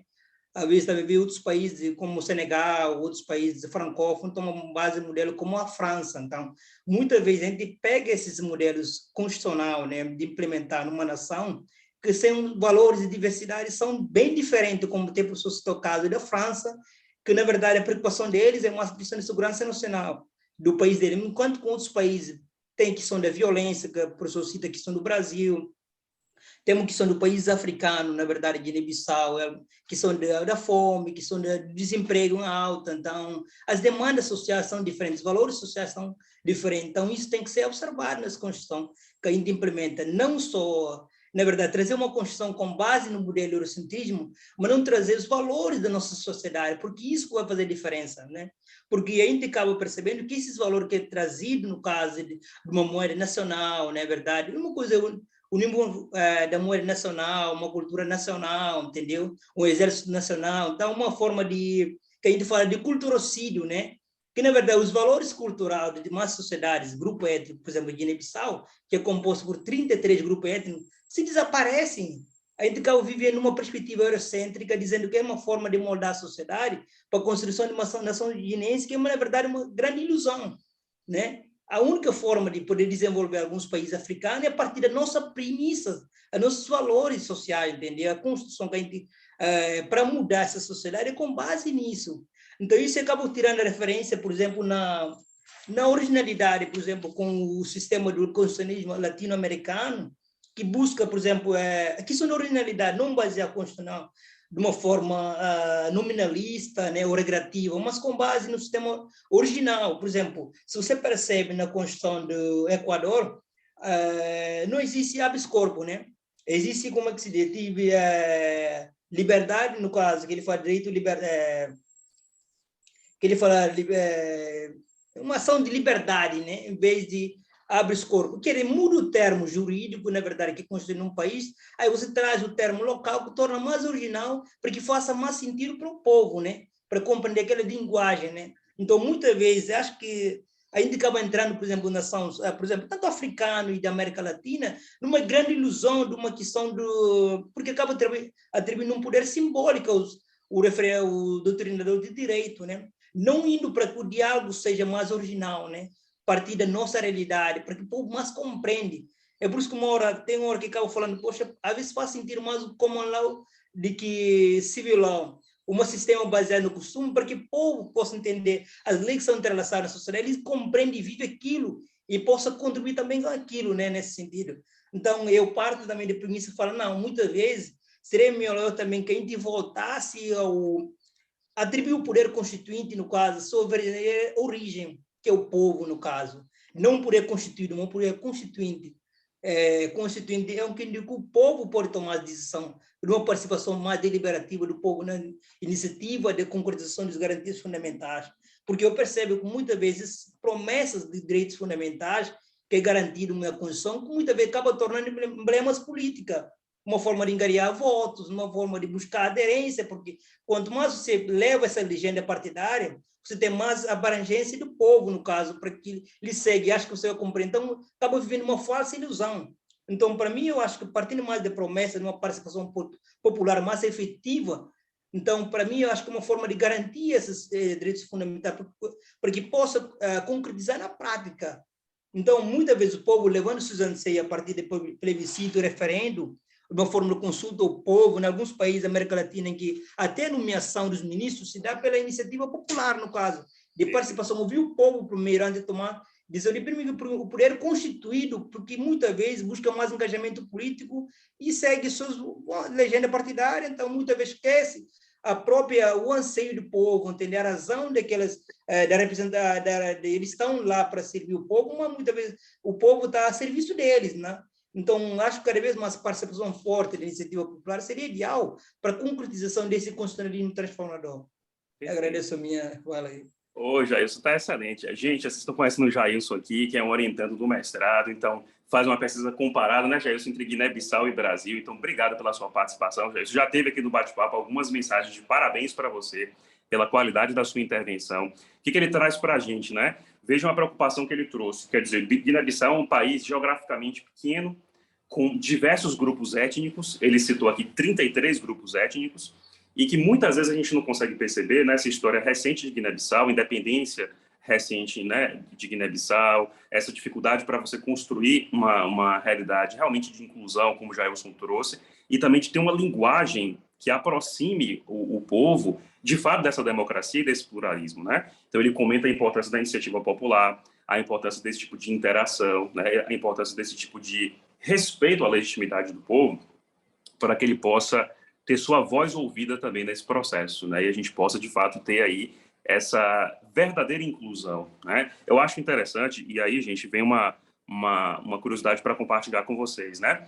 É muito legal quando a gente convive com pessoas que vêm de várias realidades, porque você percebe que cada um traz a sua contribuição. Então, quando a gente conversa com o Jailson, a gente percebe que é alguém que vem de um outro país, que teve uma outra forma de composição, que tem uma independência mais recente do que a brasileira, um país que tem problemas similares com o nosso, né? E que também busca ter mais inclusão, mais efetividade, mais respeito nos direitos humanos. Então, obrigado, Jailson, pela sua participação. Ela traz para a gente a sensibilidade de alguém que vem de uma outra realidade e que também agrega a nossa a riqueza desse olhar e dessa percepção, né? Vamos, então, ouvir Maurício. Na sequência, a gente dá andamento à nossa parte final. Maurício?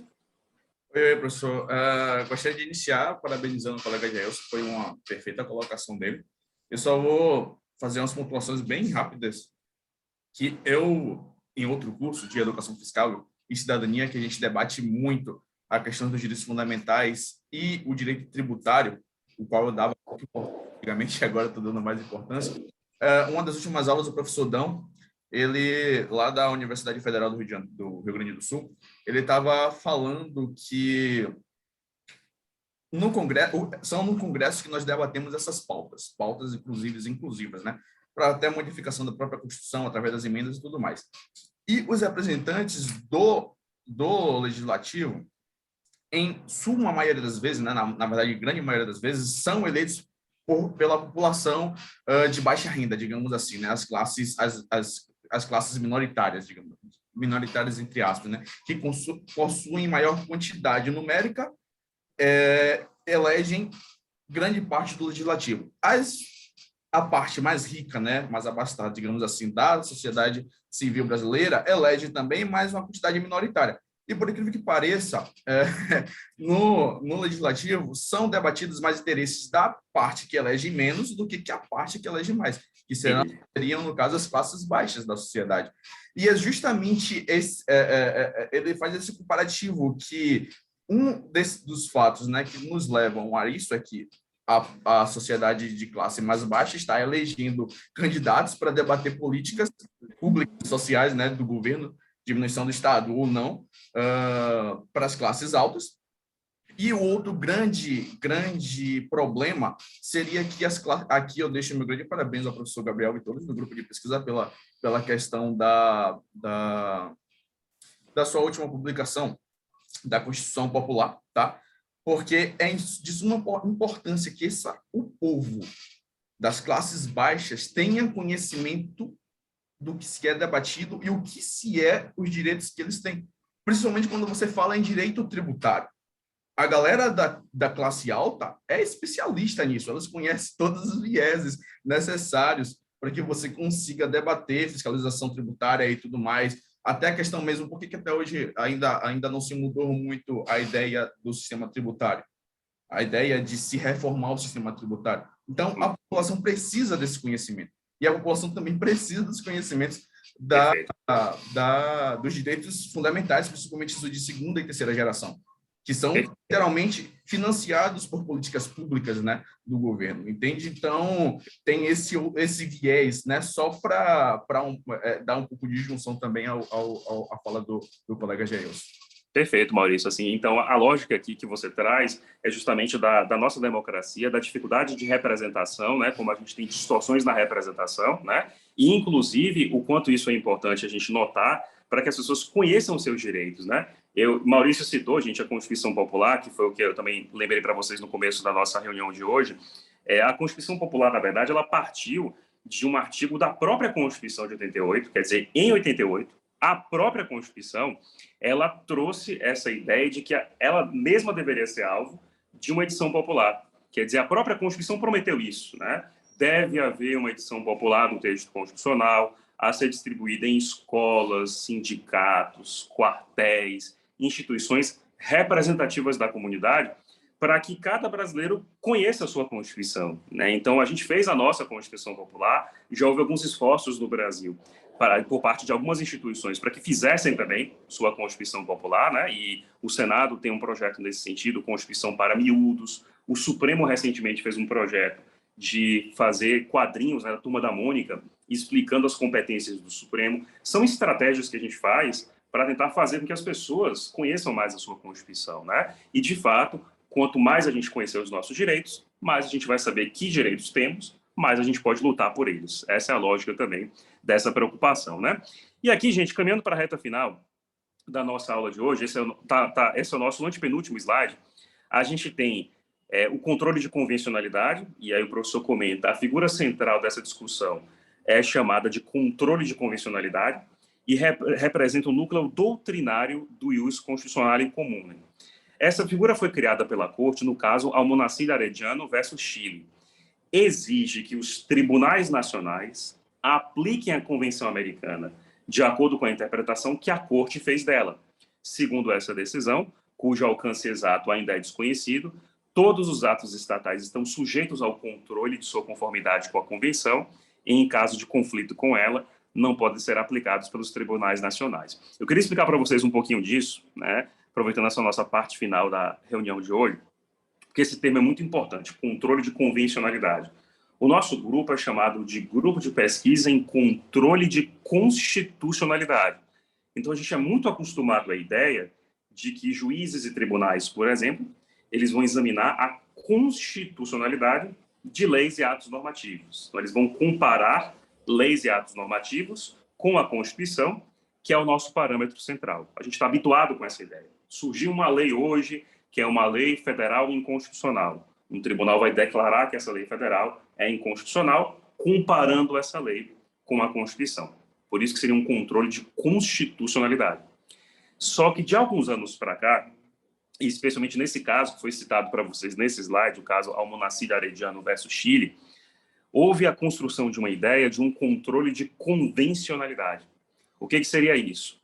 É importante o controle de constitucionalidade, sim, mas também deve haver o controle de convencionalidade, quer dizer, nós precisamos aplicar a legislação nacional não só em conformidade com a Constituição de cada país, mas também em conformidade com os tratados internacionais que cada país celebrou e ratificou.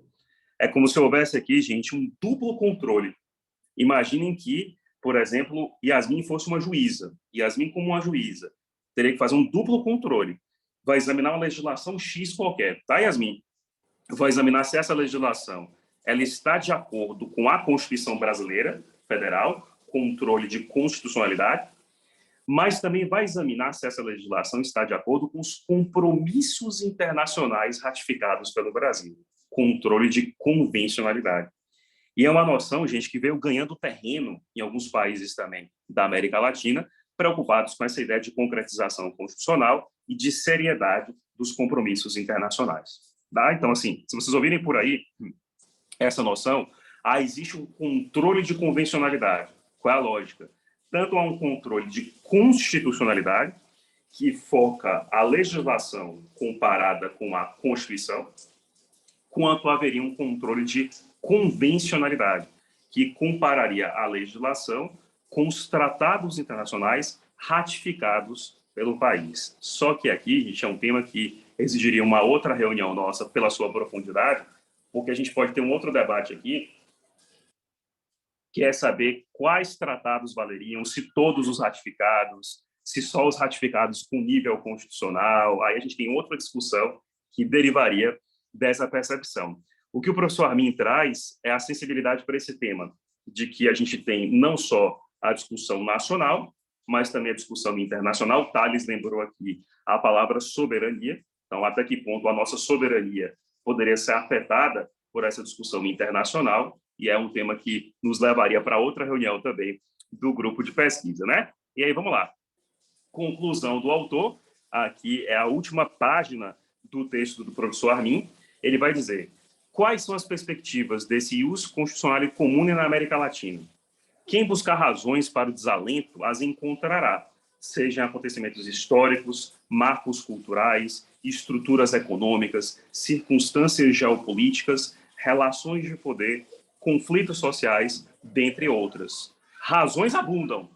No entanto, visto em seu conjunto e apesar de todas essas dificuldades, vejam que frase interessante no final. O constitucionalismo transformador latino-americano é a expressão de uma dinâmica tão impactante que até um realista pode apostar nele. Quer dizer, o autor termina dizendo que há tantas novidades na América Latina, há tantos esforços na América Latina, há tanta criatividade na América Latina, que até mesmo uma pessoa que se diga realista, olha, eu não acredito que isso vá ser um dia concretizado. Até mesmo um realista pode apostar que daí a gente pode extrair talvez boas contribuições para uma sociedade mais emancipada, mais respeitosa e mais concretizada em relação aos seus direitos humanos e às suas promessas constitucionais. Ele termina com essa frase, né? Até fiz um grifo aí para registrar para vocês ela. E aqui, gente, nós temos, na verdade, esse último slide. Eu vou só citar, e já eu fecho a apresentação de slides para poder a gente fazer o nosso encerramento de hoje. O que a gente pode ter hoje, então? Eu comecei às 9 da manhã apresentando o nosso grupo de pesquisa, como é que ele foi criado, o registro no CNPq, o diretório de grupos de pesquisa, o perfil de atividades do grupo de pesquisa e as nossas publicações, especialmente 2017, 2019 e mais recentemente a Constituição Popular em 2022. Na sequência, a gente teve o debate do texto do professor Bugdandi, que é um texto interessante, que traz vários olhares, várias riquezas que a gente pode ter em relação a esse tema. E agora chegou a nossa etapa de agradecimentos. Então, eu queria aqui fechar o nosso compartilhamento de slides para dizer para vocês com muita alegria que nós nos aproximamos aqui de nossa reta final. A gente tem nossos 5 minutos finais para a gente poder encerrar o nosso grupo de pesquisa de hoje e dizer, como vocês puderam perceber, que é um grupo recheado de argumentos interessantes. A gente transitou aqui numa linha do professor Armin que permite várias argumentações. É um passeio em vários temas do direito constitucional e desse constitucionalismo latino-americano, né? Então, na verdade, gente, é uma manhã que passa rápido. Eu até tinha comentado para vocês, né, que ela passa muito rápido. A gente começou 9 da manhã, já são quase 11 da manhã. Há vários temas que foram levantados aqui, que a gente poderia aprofundar, explorar mais, lógico, né? Como o controle de convencionalidade, como a discussão de soberania, como a temática aí dos status de tratados internacionais. Mas tudo isso a gente vai conversar em outros momentos, em outras reuniões, em outros assuntos que serão mais voltados para cada um desses debates também, tá? Então, gente, eu queria aproveitar para dizer para vocês o seguinte. Primeiro, muito obrigado pela presença de vocês, por terem participado aqui da nossa reunião. Muito obrigado por terem reservado um tempo, né, no final de semana de vocês para isso, que eu sei que é um momento geralmente para descansar, para fazer outras atividades. Obrigado por isso. E queria dizer para vocês um recado interessante, tá? A gente vai ter um calendário de reuniões do grupo de pesquisa que eu vou divulgar em breve. Eu estou fechando o calendário para 2022, tá? Com outras datas para vocês se programarem, quem quiser participar. Eu, por enquanto, só tinha previsto dia 7 de maio para fazer essa retomada do grupo, né, e fazer essas boas-vindas para todo mundo, mas a gente vai ter um calendário mais organizado, com datas, com encontros, com textos, que eu vou divulgar em breve, também nas minhas redes sociais e também no site do grupo de pesquisa, tá? Então, fiquem atentos para isso, vai ter em breve esse calendário, para a gente poder se organizar e a gente poder se ver com mais frequência. Queria aqui, lendo o nosso bate-papo, agradecer a cada um de vocês que mandou mensagens. Grazi deixou mensagem aqui agora, Gabi também. Grazi e Gabi, que são membros do grupo há muito tempo, né, Grazi e Gabi? Há muitos anos que participam com a gente aqui no grupo de pesquisa. E vocês podem perceber que é um grupo que reúne alunos da graduação, alunos do mestrado, alunos de outros países, alunos que já são professores, alunos que são de iniciação científica, alunos que são bolsistas, né? Então, a gente tem uma variedade em torno dessa preocupação comum de crescimento a partir do debate. Essa é a ideia que nos aproxima, essa é a ideia que é mais vital em relação a isso tudo, tá? Então, gente, para vocês, um ótimo sábado, um ótimo domingo, um ótimo final de semana e, muito em breve, aguardem nosso calendário oficial para 2022, para os nossos próximos encontros. Já estão convidados antecipadamente para a nossa próxima atividade, então, tá bom? Forte abraço para vocês, gente. Muito obrigado e a gente fica por aqui. Valeu, pessoal. Valeu, professor. Bom dia.